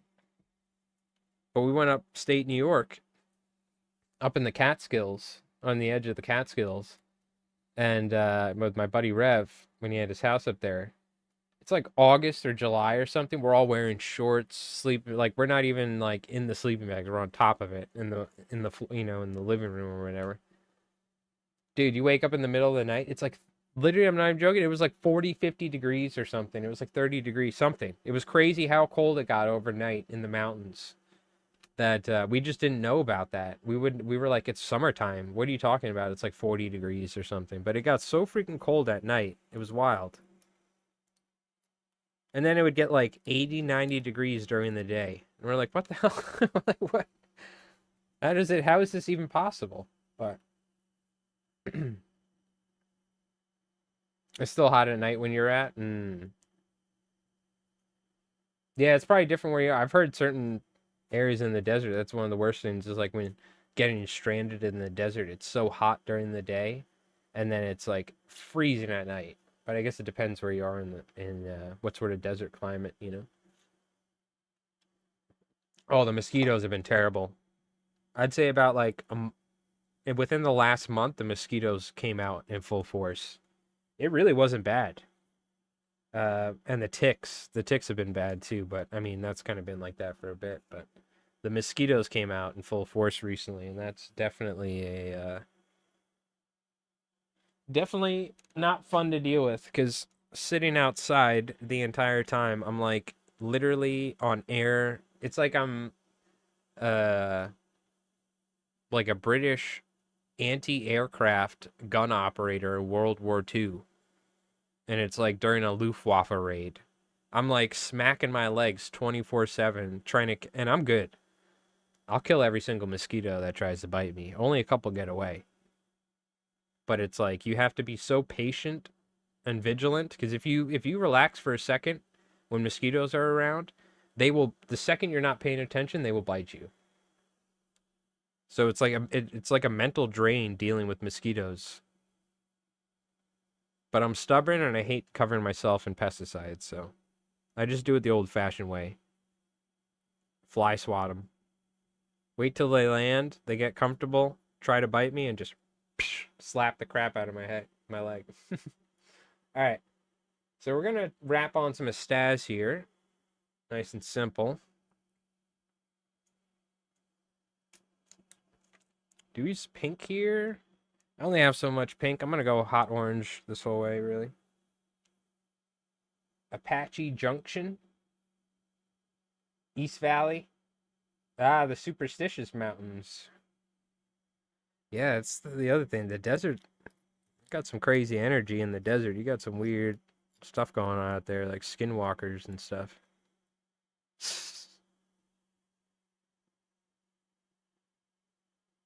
You see the backpack mosquito laser setup? No, what? They have like is it like the movie Predator where he has that gun attachment on his shoulder and it would like move around like and like shoot at Arnold Schwarzenegger? Is it like that for mosquitoes? I'm assuming we have that technology nowadays, right? I haven't seen it. No, no, no.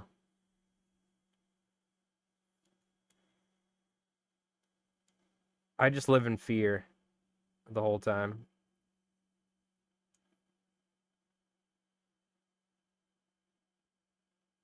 I just live paranoid and smack my legs.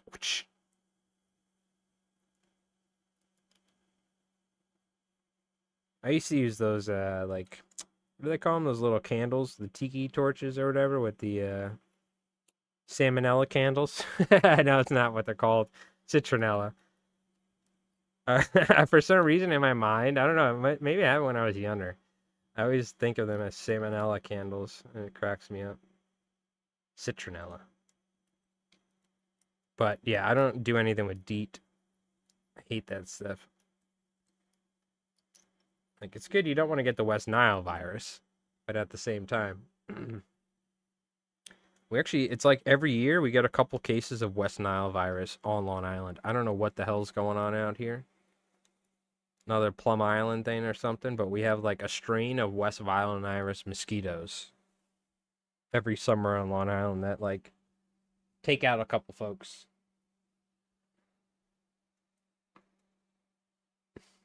There's a lot of interesting stories. Like, if you know Mr. Ballin, you guys gotta check out Mr. Ballin. It's like a massive YouTube channel, but he a lot of interesting stories and stuff like that. That like unexplainable stuff, you know, or whatever. He's just a great storyteller. It's fun listening to him. There's always stuff with the desert though. Weird stuff with the desert. Look it up after the stream. All right. Yeah, he's apparently a former Navy SEAL. Apparently he got a bunch of crap for it though, like right? For like because if you're a Navy SEAL, like you're not supposed to even talk about it. But he didn't go the route of like, you got to take elk milk, and here's my book on being a Navy SEAL. You know what I mean? I think he was doing something to like talk or help people or like vets or something or whatever. But I think I forgot. I forgot what he started. He was trying to do something, and then he ended up doing a YouTube where he just told spooky stories or whatever, and just blew up into like being a massive YouTube channel. But it's not like, you know, big YouTube channels nowadays. There's like 30 staff members and it's this and that. It's still like just kind of him in front of a green screen talking, which is nice. Listen, while going to bed, dude, some of those stories actually scared the crap out of me. I'm not even joking. Like some of that stuff gets me. I used to go hunting in the woods or I'd go fishing at night and I'd have to like walk through like a trail at night. You know what I mean?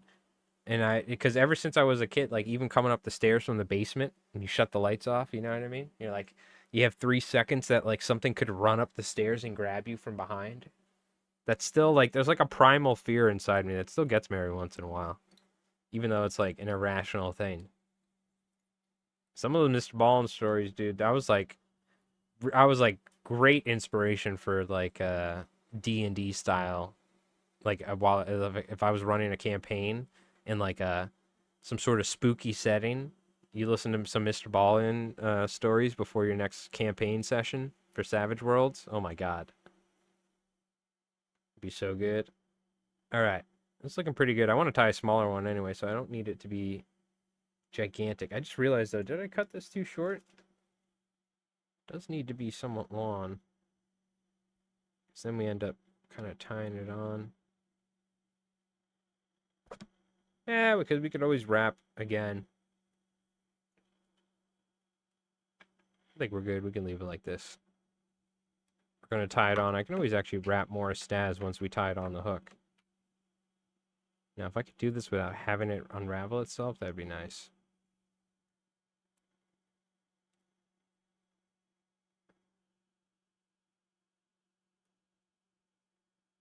That's the real reality of the situation is most of those stories are like people are probably just getting lost and stuff like that. You know what I mean? It's not like monsters or skinwalkers or whatever. Most of the scariest stuff he does is like when people go cave diving and like go rock climbing and get stuck. That's like the most terrifying thing. Reality, right? Or something you get lost somewhere and you're like so close to getting back but you never get there or something. That's the real scary stuff. You go out on a fishing expedition somewhere out in like a remote region and like break your leg and end up stranded for like months in a ravine and you're like so close to being found but you never do or something. Those are the stories that are the scariest on Mr. Ballin. Because they're like, oh fuck, I could see myself totally spraining my ankle on a walk somewhere. Yeah, cool channel. I recommend it. I don't want to pay for parking, so I don't go.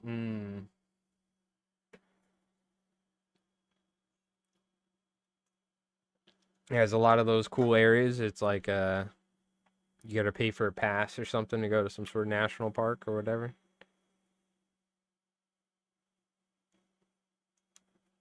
Put a little super glue on here. Slap this on a hook. Bada bing, bada boom. Try a little smaller version of a squid for myself here. I only got 12 hooks, which I ordered for the big boys. So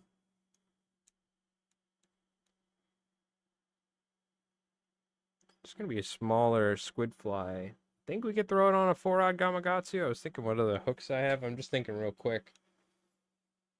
I just used the Gamakatsus. This is like I mean, at this point, Gamakatsu should be just sending me these for free, man. Like my favorite hooks.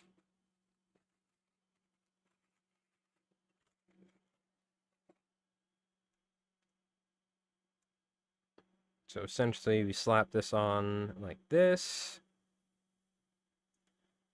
Yeah, I could even wrap more Astaz if I wanted to, which I may even do that. Either way, we're going to tie this in. Yeah, but luckily out here on Long Island, it's almost impossible to physically get lost. I mean, you'd have to get hurt, and like you're almost always going to have cell phone connection. So it's like wintertime's a dangerous time you have to watch out for. And being on the water. And generally being on the water when it's cold, that's the most dangerous thing here on Long Island. Every year, unfortunately, people like always it's always somebody like kayaking or something, which is I've probably almost died kayaking a couple times. I'm not even joking. It's like you really got to be careful. It's really easy to end up in a hairy situation in like a kayak or a canoe out in the bay. And then if you go during like October, or if you're going duck hunting in like December or something like that, or you're going fishing early in like March or something, or like April, you got to be careful, dude. There was just earlier this year, a couple like two dudes in kayaks, I think separate dudes, ended up but they both at the same time, they were out together. Ended up, I guess maybe like getting lost, or I don't know, something happened, but they flipped their kayaks or something out in the bay, and you'd think like, how the hell can't you just swim back to the shore? Like, we're never that far. But I don't know. Every year it happens, so it's something. Just always remind you, you got to be careful.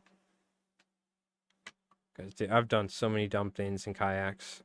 Mind you, I was very young, in a canoe, very young at the time, so you kind of feel invincible. But yeah, you got to be careful, dude, for sure. It's very easy to end up in a hairy situation. There's a time where I almost got sucked out of the inlet. The first time I put the motor on that kayak, I didn't have a motor mount, and I just strapped it to the side and had a smaller battery, and went out there, caught a bluefish, was doing great, was trolling first time. I'm like, this is sick.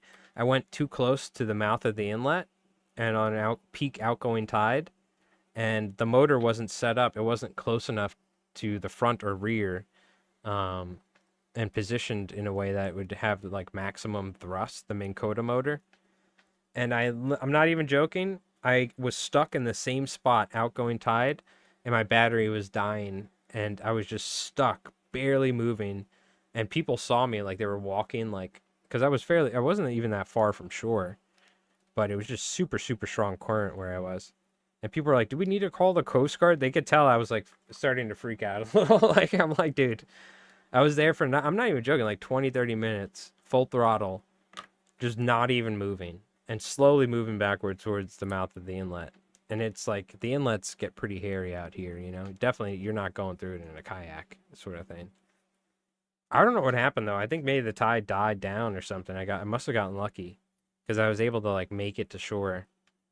But, yeah, there's multiple, I don't even want to, there's so many other times. It's very easy to get complacent in a kayak or a canoe. And yeah, you gotta be careful. It's always when it's cold. Yep, that's the thing, Bobzilla. It's always when it's like November, October, or like March, April, early times of the year, late times of the year. Like during the summer, there's also so many people boating and stuff. Like I feel like during the summer you should, unless it's nighttime, it's almost impossible. Like as long as you're wearing a life vest, you're never really like so far from a sandbar or shore, you know? But I don't know if you guys ever been sucked out of the tide in like a riptide and gotten stuck in like a riptide on a beach or something. There was one time when I was a kid where I was stuck offshore in a riptide for like, I don't even know how long. It was like a legitimate 15 minutes or something, or like 20 minutes of like fighting to like not drown. That's like a rite of passage out here on Long Island. It's like as a kid, and we were somewhere. There's like the I don't even, the lifeguards didn't see us or nothing. We were like waving towards them, but me and my buddy both got uh the riptide sucked us out past the breakers, and you have to essentially find like a way to get back in. We figured it out. I learned how riptides work that day. That was I never forget that though. But that's like a rite of passage out here, dude. But it went from like everything was fine to instantaneously like, okay, this is like a life-threatening situation we're in. I'll never forget that though. I gotta bring that up to my buddy PJ, dude. He was the one that was on the channel when we were shark fishing during that one stream. But yeah, that was wild. You gotta respect water. It's one thing I've learned in my days. You need to respect Mother Nature and water. If you get cocky around the bay and stuff like that, dude, it'll humble you real quick. It'll humble you real quick. So, don't do anything dumb. It's very hard at times. Next, you might see a school of albies blowing up. You might end up making some dumb decisions. Not gonna lie. I've seen people do some crazy stuff to catch straight bass. Put themselves in situations where you should not be doing like the end of a jetty in a storm when like the waves are blowing up like all over. I'm like, dude, this is not looking good. I'm gonna leave. You guys, good luck. And I see these dudes still fishing out there. I'm like, you really got a lot of faith in your corkers that they're gonna hold. Because if not, you're gonna be in trouble. Has anyone here been swept off an inlet before? It's happened to me once. It was during the summer, and now thank God, like we didn't hit our heads on any rocks or anything, but these eyes are not big enough. We gotta find more eyes. Me and my buddy Joe were fly fishing on the rocks, the inlet rocks, and what happened is like a rogue wave came out of nowhere essentially as like the incoming tide's coming. It like hit the rocks, and we were in an exposed section, and the waves were so strong it like completely lifted us off the jetty, off of our feet, and just swept us right off. Luckily, it swept us off on the beach side and not the inlet side. But I'll never forget that. Like, I've seen it happen to other people too. Thank God, like we weren't in waders or anything, because it's like summertime essentially, and it was raining. We're in like jeans and stuff, but still, we had like fishing rods, everything. But yeah, I did not think like it's still always surprising when you're like a wave is able to physically lift you off your feet, and like push you off of a jetty like 10 feet down. Nowadays, I don't take as many risks. When I was young, I would do a lot of dumb stuff, but nowadays, with a bad back, that sounds like a disaster. So, even going on the jetty rocks, like the inlet rocks, nowadays I'll wear corkers. Back in the day, I didn't care, but like if I slip on a jetty and like fall and hit my back and like fall into one of those crevices, oh my God. They're gonna need like a helicopter to get me out of there, dude. With my back, so no thank you. Put on some corkers and just walk slow. You know what I mean? Even if the albies are blowing up, you still need to walk you can walk at a medium pace at most. But I gotta act like an old man. I gotta be careful. Can't be hurting myself. Like those young bucks. Yeah, most important thing, you gotta respect. You just gotta. It's hard. Just don't do anything dumb. It's the easiest way to say it. Especially in boats and stuff too. Like you gotta just. If you ever think like maybe I shouldn't be doing this, don't do it. Is the number one thing. You know what I mean? I've had some friends, and even I have done. I've put my boat in some places I probably shouldn't have, just to catch some albies or something. Dude, it was on stream. I think we were streaming that day where there was like crazy waves, and I had Feta Nick and AC Fishing, Young AC on the front of the boat, and dude, we're hitting like these waves are like 5, 6 foot waves breaking. Like if I don't hit, if the wave hits me from the side, it's flipping my boat over. And I have them in the front of the boat, and I'm like, like feathering it, like and just going over the wave, and then like getting back on the throttle, and like the albies are right there. It's right outside the inlet too. I think we were streaming that day, and I'm yelling at these guys. I'm like, they're like messing up their cast. They're like tangling their fly lines. I'm like, we are going to die if we stay out here. I'm like, somebody needs to catch a fish for the love of God. Like, I definitely shouldn't have been out there, but you know what? I asked them, I'm like, you guys want to go out there? They said, yeah. I'm like, all right, let's go. Hang on.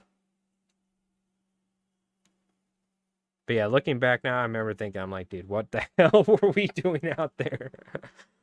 That goes to show you, though, that Steiger craft, man, that's a hell of a boat. I just need to, like, sell a kidney or something, you know what I mean? Are you guys, does anyone need a kidney? I don't need 2 of those, right? I have 2 of them, right? Nah, we'll figure it out. Gotta make a little, you know what I mean? Like, yeah. Fix that damn boat.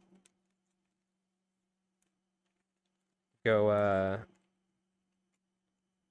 put Feta Nick on the front of the boat and go out there in a hurricane again. Go catch some albies.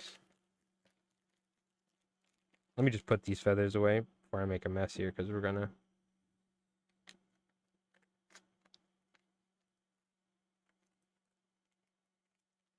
Okay.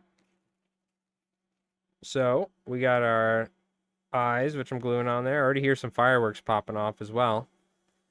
We got our hackle, and we're just gonna tie some fairly long bucktail at the end. We got our the staz here. I'm just trying to think. I could do a couple different things.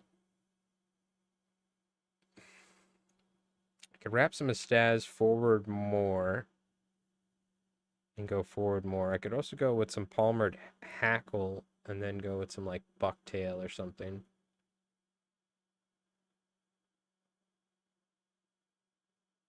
I don't want to cover up the eyes, so you know what? I'm actually going to wrap a little bit more staz forward. Up about to where the mono is. And then we can go with some marabou or something. We can palmer something. Or we could do bucktail and then we'll palmer. Let's do that. The main thing is I need to focus the bucktail top and bottom and less on the sides, so it doesn't cover up the eyes, because we don't have a super long shank hook. So, any advice for fishing Nantucket on foot? How's it going, Dustin? Jin's still here. I know Jin, I think, has fished Nantucket. I could be wrong, though. You might be, what is it, Cape Cod or something? I've never fished there personally, but I've heard a lot of good things. This time of year, you probably want, what, sand eel flies? You probably want some crab flies. You may want some larger stuff as well. Maybe even sand flea flies. I don't know if you're fishing the beach or what. Probably fishing early in the morning or later in the afternoon or at night as well, or fishing in the middle of the day if you're trying to do sight fishing. Yeah, I've never fished in Massachusetts myself personally, but I'm sure it's very similar fishing to what we have on Long Island during the summer. So, but your standard summertime striper fishing. Again, sand eels is a primary bait this time of year, and crab stuff like mole crabs.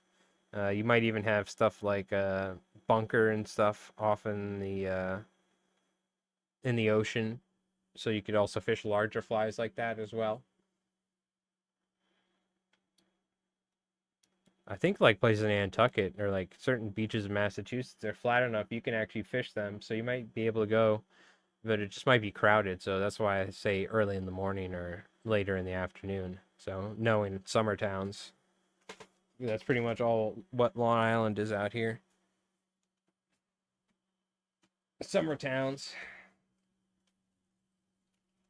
And the beaches get pretty crowded during the day.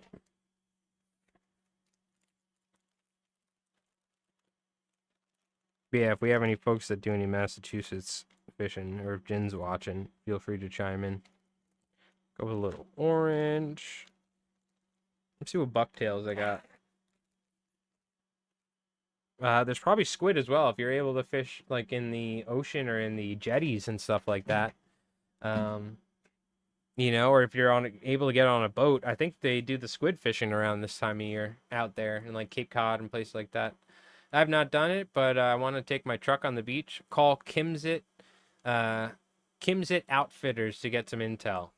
Okay, there you go. I've heard of Kimsit Outfitters. Isn't it like Abby on the fly or whatever? Isn't she work for them? There's a woman that's a guide that is pretty popular on Instagram. I think that sounds super familiar. I think she works with them, doesn't she? Or I could be wrong. I'm following some of your ties to make a small box to try out in a couple of weeks. Yeah, so just, jiggies, clousers, deceivers, flatwings, crab flies, bring some larger stuff as well, and then, sand eel stuff. She owns it. Gotcha. Okay, so I was right. She is affiliated with it. Okay, gotcha. Yeah. So call them. Call Kimsit Outfitters. They're over there. Jin is in Massachusetts, so he knows he knows a little bit more than me when it comes to that area.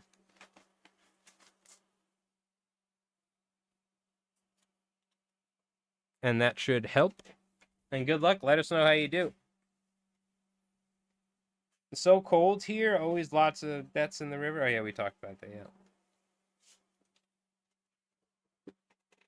Yep. That being said, you're going fishing on the beach. Wear wading belts. For sure.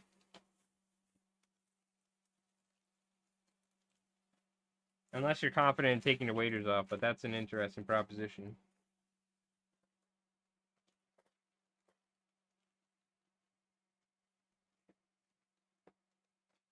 It's funny because in fishing, you always wear a wading belt. With the commercial clamming guys and the commercial bunker fishing guys, they never wore a wading belt. They're like, "No, I'll take my waders off in the water," and I've seen them do it.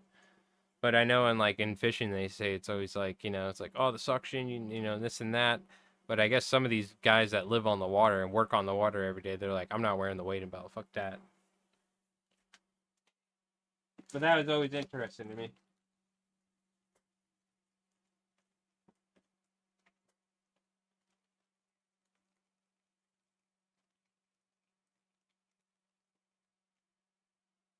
All right. I'm looking for orange, but honestly, oh, here we go.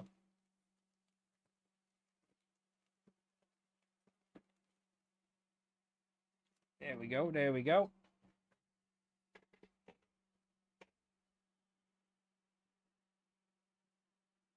So we could do bucktail first and then marabou after. It's probably the way to go.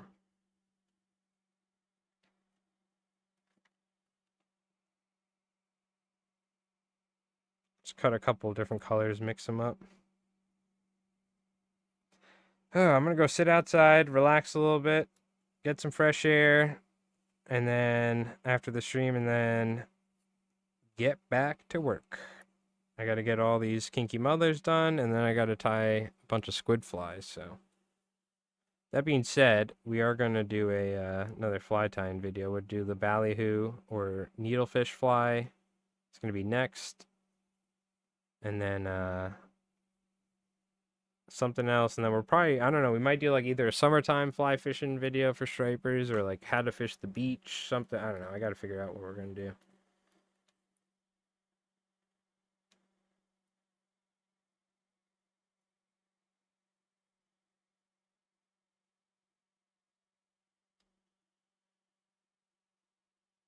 Just gonna mostly focus this material top and bottom so we don't cover up our eyes. A little short, but it's fine. Build up a little body.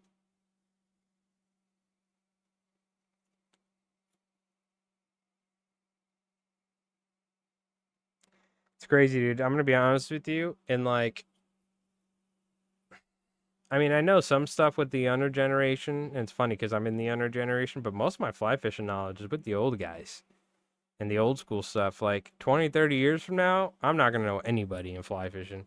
I will, because I work in the industry and I know folks, but a lot of like the folks I know and like, you know, look up to, they're gonna be, probably out of it by then, or out of the game, or God forbid, moved on or something. So.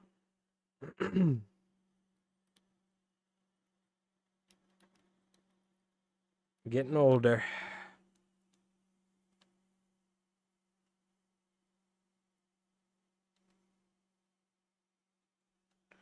A little bit of bucktail on there. My local fly guy has been tying flies since 1956. He's 90 plus years old now, and he's an invaluable resource. God bless that man. It's American treasure right there. Hell yeah. God bless him. All right.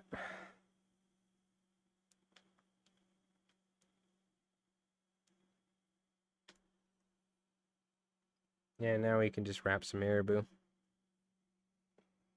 By the way, mixing brown in with these colors is really nice, but they wanted like pink and orange or something specifically, so I'm just doing like a test color for them. And I'm palmering here. I'm gonna be honest with you. Palmering hackle is nice, but this stuff is like, you're just also asking for it to rip, so I should probably just tie it on there. But nah, we'll palmer, it's fine. It's like the proper way of doing things. I think though a little tiny bit of super duper glue on here. Tighten it up.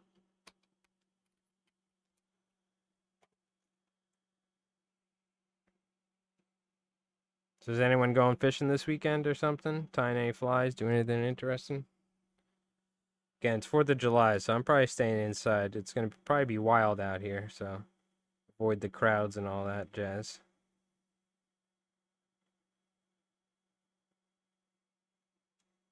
But after 4th of July, hopefully it calms down a little. I'm going to try and get out and do some fishing and stuff. So, or maybe I'll go in the back bay here and go at nighttime for fun. Get destroyed by mosquitoes, maybe get a little poison ivy. You. No, I don't fuck around with poison ivy, dude. I'm so allergic to it. It's my one superpower, is that I'm highly allergic to poison ivy, so it's made me...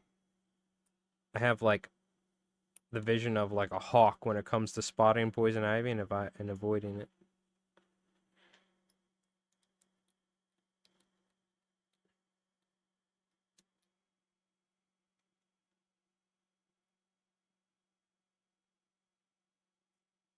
Gotta thin it out a little bit in some areas where if there's a little too much marabou. Just even it up, you know?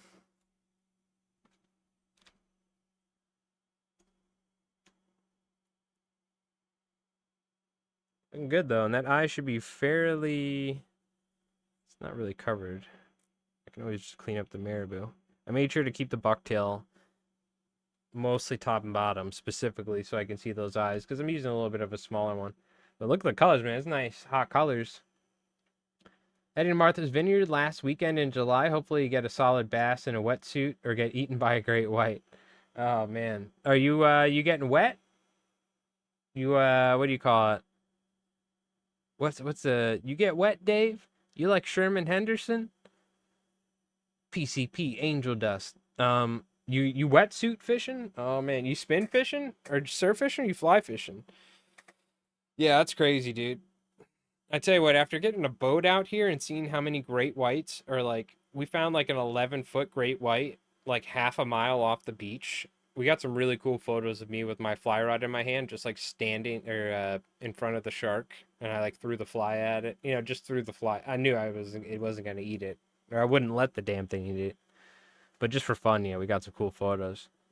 But seeing that, I mean, it was a 1,200-pound great white or whatever, and that's only like 10, 11 feet. That close to the beach where we normally swim, I was like, woo. That definitely made me reconsider. Somebody actually just got bit by a shark today, and I think Jones Beach or somewhere. There was just a shark bite. It's usually though, it's like a little brown shark, but still, dude, like, man, if it hits an artery or something in your leg, like, and you get some dumbasses that don't know basic first aid. This is why it's important to like. I think I understand how to like put on a tourniquet, and I know it works because you know it's working because it's like one of the most painful things you can ever experience is like tourniqueting like a vein or something, like tightening it is tight, you know, whatever. But I feel like that's a very valuable thing. I need to learn how to properly put on a tourniquet. That seems like a very valuable thing to know in life in general. Just stop a major bleed. Or like always have a tourniquet or something. But yeah, that's always like it's we've been getting a lot more shark attacks, dude. And it's not great whites. It's not great whites. These are brown sharks probably that are doing it mostly. And it's not like life threatening or something. But yeah, dude, it has been in the back of my mind. I'm like, I used to go swimming a lot alone too. And after watching, there's a couple different shark, like scientific, you know, like almost like a shark channel, but they talk about it in a scientific way and stuff. And a lot of shark attacks happen when people swim alone, in particular. And sharks always attack you from behind. They'll like almost never attack you from the front. So the best way to never get bit by a shark is not swim alone ever. So that's a little tip right there. Like a shark will always try to bite something that is alone and the easiest, least possible threat to it and everything. It's very interesting. But it was I think it's Shark Bites is the name of the channel. Ironically enough, it's not. He doesn't only talk about sharks biting people, but I think he worked with Shark Week recently or something.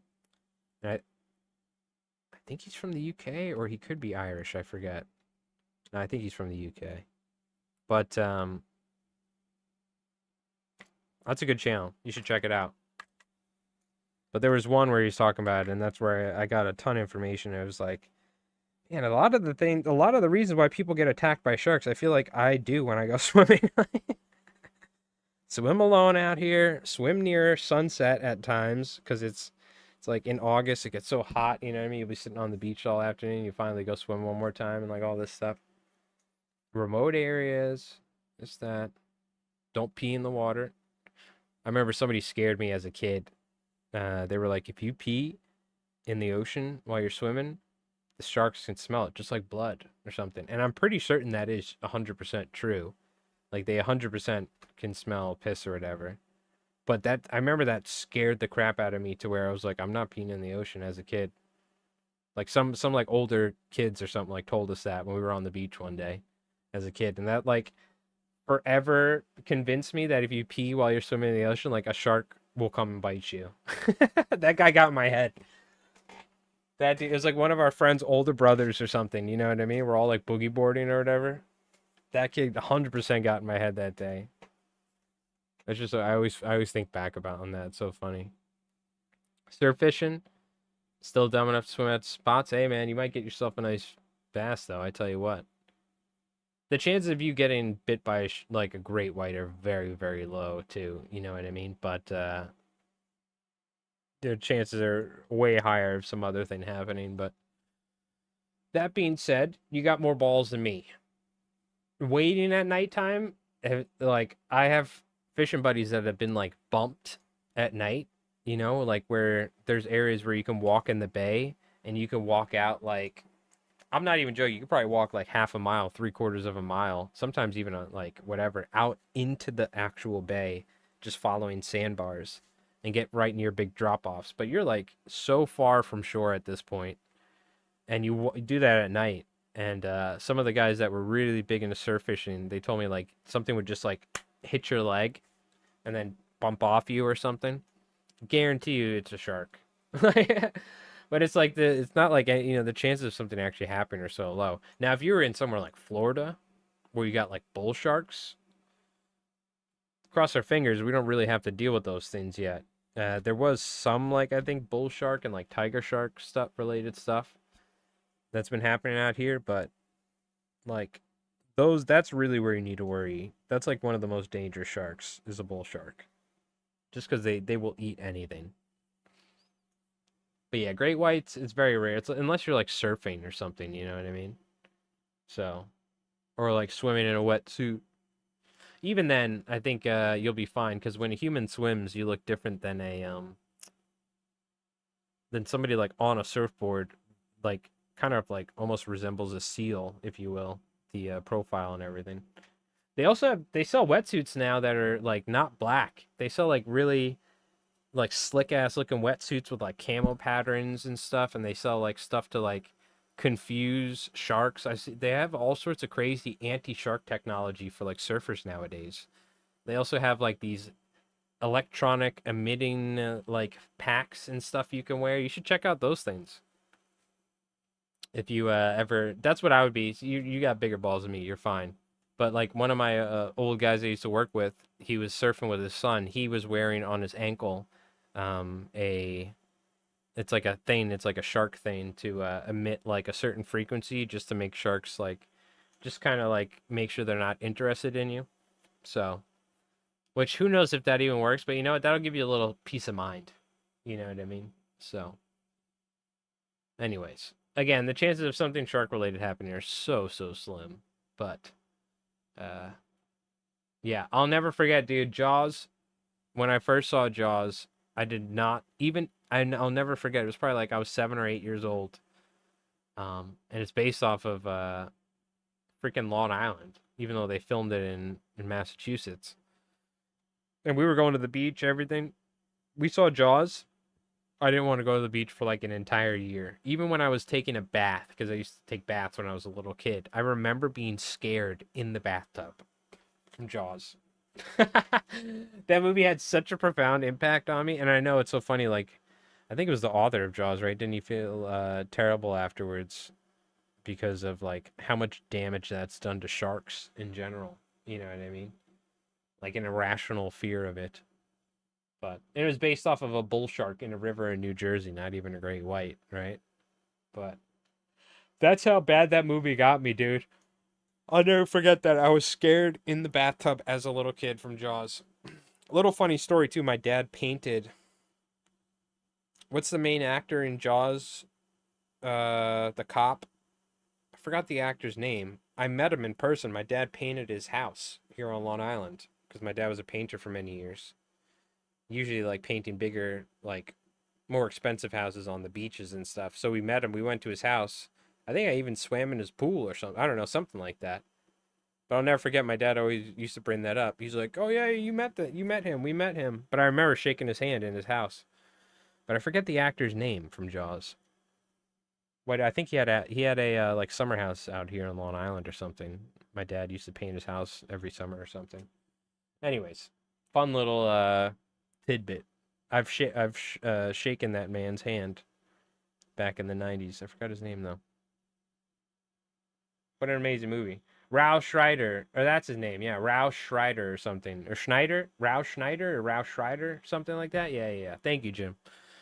Yeah, Roy Schreider, that's what it is. Roy Schreider, Rao Schreider. I was like, I know his name was weird, but Rao, that's an interesting. Roy Schreider, yeah. It's not Schneider, right? It's Schreider. Is that what it is? Yeah, cool dude. But all right, well there we go. We got ourselves a little squid fly tied up. Whipped up, bing, bang, bing, boom, boom. So I'm going to be tying these on a big 6-odd Arex hook, by the way. Yeah, how's it going, Brundlefly? It is Schneider, isn't it? Yeah, it's Roy Schneider. Okay, it is Schneider. Yeah. I forget where it was. It's probably somewhere out east. This was a long time ago. This was in the 90s. But my dad used to paint, like, beach houses or, like, mini little, not mansions, but, you know, like, definitely the price of a mansion anywhere else in the country, these to live on like some of these roads here on Long Island out east. But And then I would just like hang out in the house and like play my Game Boy while he was painting or something, or like go in the backyard and play in the if the kid they had like a play set or something, or do whatever, you know. Sometimes some of the kids or like the families or something I would hang out with or whatever. Is anyone tying for Charlie Craven's contest? No, I don't even know who that is. Who is that, Craggerol? There's some sort of fly tying contest. Also, how's it going, Brundle Flies? I hope you're doing well. Appreciate you tuning in. All right, chat. Let's take a look at the Discord. Well, I guess let's look at the Squid one more time. Very simple. The colors are so freaking bright on this. The camera, it's like so hot. Taking a little Sharpie and doing a little Sharpie action is always good. I don't have one on hand, but that would be the next step. Little black Sharpie, lay it down, little boop, boop, boop, boop, boop, boop, like that. You know what I mean? He's the owner of Charlie's Flybox. For 40K subs, it's a foam fly contest. Grand prize is a fancy 4-5 weight wheel. No, all right. Well, if anyone's interested, there you go. Very cool. We'll probably do somebody was like, you should give away a whole fly box. I was like, well, maybe one day. We'll probably do it if we ever get to like 10K subs or something. By the way, if you're watching on YouTube and you're not subscribed, I'm sure most of you are, but we're getting close to 5,000 subs. So, man, we had a nice thing where I was like, between the two YouTube channels, balance upload schedule. I got to get back to that. The Rooster fish tying and everything, I've fallen out of my loop. I got to get back in the groove. We got to be consistent, both YouTube channels, pumping out, you know. Really, honestly, the hard thing is, like, right now I'm way more interested in tabletop wargaming and painting and stuff and making those videos because the fishing just sucks. Like, I just haven't had good fishing, you know. It's so hard to stay motivated. I haven't caught a straight bass in a year and a half, dude, you know. So it's like tough to be like, well, I can't wait to make the next fly tying video. So that's the thing. I'm slowly getting like motivated again, like getting back into it. But I tied all those rooster fish flies, and then I went fishing every day for like months. Didn't catch a single thing, and I'm like, I'm over it at the moment. You know what I mean? So I'm getting back into it. You know what I mean? It was Roy Scheider. Okay, there you go. It's not Schneider. No, no, no. We're thinking of Rob Schneider from classics like The Animal and Deuce Bigelow, Male Gigolo. He made me pick it up with my anus. That was actually, what was that? That was the guy, Eddie Griffin. Is that his name? It was Eddie Griffin, right? The one who crashed that Ferrari F50 or F40, whatever it was. Or like the Ferrari F. Remember that video where he crashed it? It's me, Jessica. Yeah. Oh, yeah. The one where he's in the girl's body. I forgot the name of that one movie. All the classic Rob Schneider. In this classic Rob Schneider movie, he becomes a flip-flop or whatever. Wasn't that a South Park skit? That was like a South Park skit. You caught an 11, I caught 11 largemouth bass in the last 2 days on poppers. Oh, hell yeah, dude. Hell yeah. Very nice. Very nice. What sort of poppers you been tying? All right. Let's take a look at the Discord. We're wrapping up the stream here. Appreciate you hanging out, chat. I'm going to clean up my desk. I got to get back to whipping up these kinky muddlers and working on some YouTube stuff. But we're going to take a look at the Discord real quick before you finish the stream here.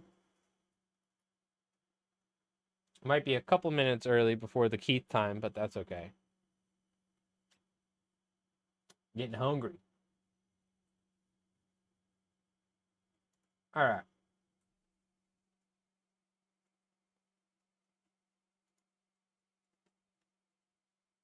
Take a look at the fish pictures. Yeah. So we saw this one. Oh, wait. Hold on.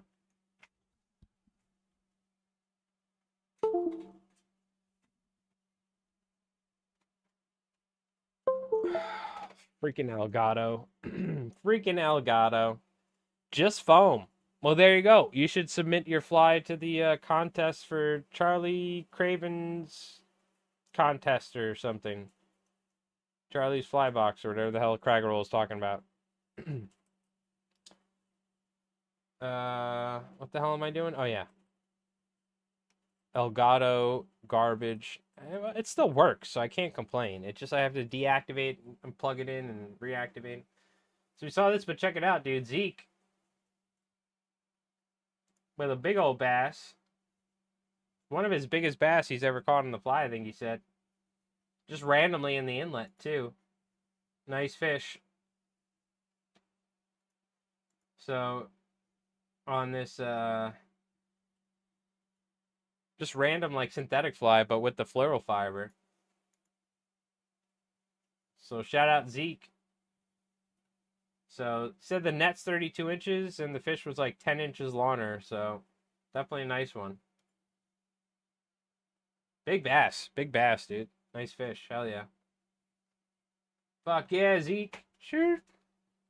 We got Craggerroll with some really nice looking crayfish munching smallies. Hell yeah. I like how you said you think they had rubbery lips because they were like picking up rocks for crayfish and stuff. Isn't nature so crazy? Like we're living here, where you're watching a computer or a phone or a TV of me streaming on talking, but like out there in a river somewhere, there's a smallmouth and its lips are getting more dense and like tough and rubbery because it constantly is like chewing on rock or picking up rocks for crayfish, and that's how, whatever. Very interesting, isn't it? Let's see what we got. So we saw these from Calvin last week because Yumi, as usual, on Friday posting Calvin's flies, which we love to see. Calvin's been killing it, dude. Killer, it looks like we got some squimp. Looks like some squimpish in there. Very nice. Very, very nice. Big hooks, too. I like it. Yeah, it's definitely squimpish. Hell yeah, looking great. Nice big bunker, Tinker Max. This looks like some sort of well, this could be squimpish too. The shorter, scruffier stuff from looks of it. And I like the hackle on top layered throughout. It's a nice touch on big flies. Missed one.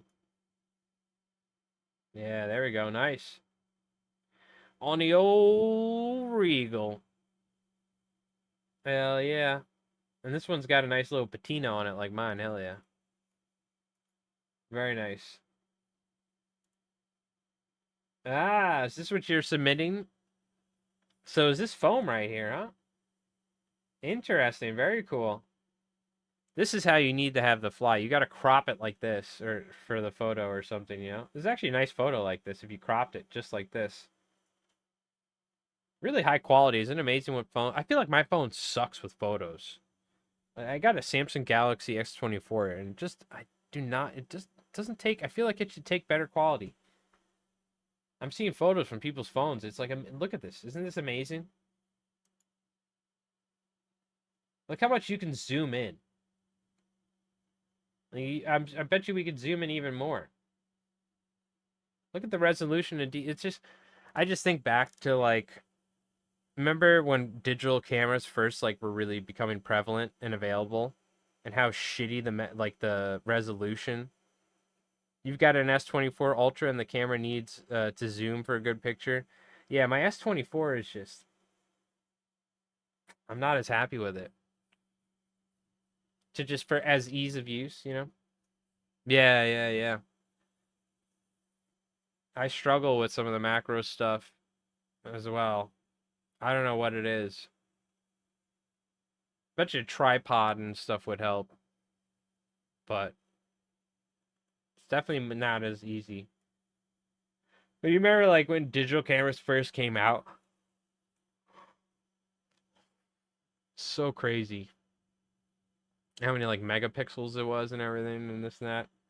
And to just see the like amount of resolution in like a cell phone photo today is just so crazy. Definitely makes me feel old as shit. Like I remember like early digital cameras being like $300, $400, $500 for like a shit camera. You could only hold like 30, 40 photos, and like having a cassette deck, listening to like Spice Girls or something. The good old days. Fucking hell, dude. What a time we live in. Now I can talk to you guys live over the internet with cameras and fucking shit's wild. That was what? That's essentially like 20 something years technology jump. Do you guys think we're going to be uh like another 20 years it's going to be like people are going to have like chips in their brains so they can just like take a call? Oh yeah, hey, what's going on? And then they're like watching YouTube videos in their eyes or something. I don't know. Shit's going to be wild. 2005-ish. Is that when digital cameras first became like readily available or something? Yeah. I remember the Kodaks before, the disposable ones we used all the time and all that. Wild, wild times. Oh yeah.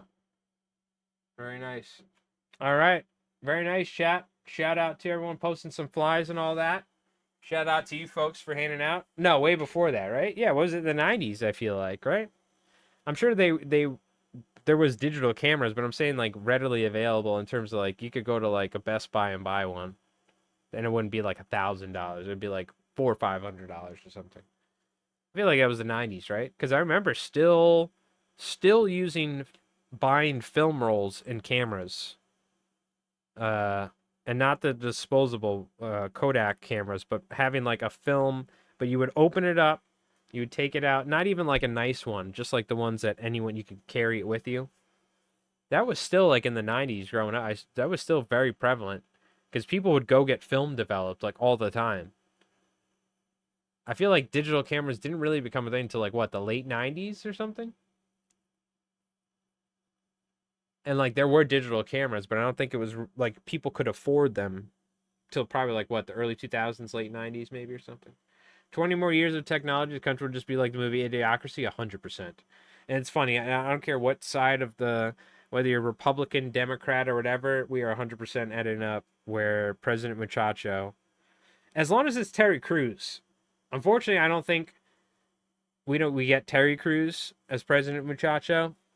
It's going to be worse. But yeah, 100%, dude. 100%. Idiocracy. Go watch it this weekend for the 250th anniversary of America. That being said, look, we still have hope. This country's amazing. So it was God bless America.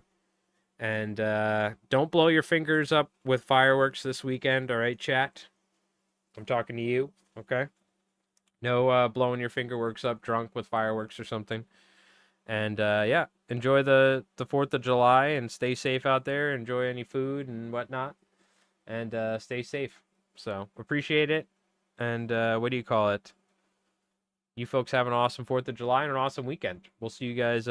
We probably got a new fly time video coming out early next week, okay? So it's going to be a ballyhoo fly / needlefish fly. So anyways, chat, appreciate it. You folks take it easy.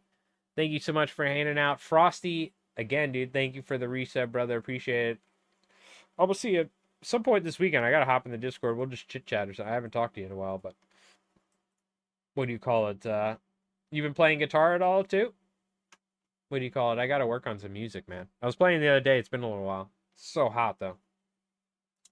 But thank you so much, Frosty, again, for the resub. We had Jin, again, and Craggerroll, and Big Bob Zilla for hanging out in Twitch chat. Iglaz, thank you again as well, brother.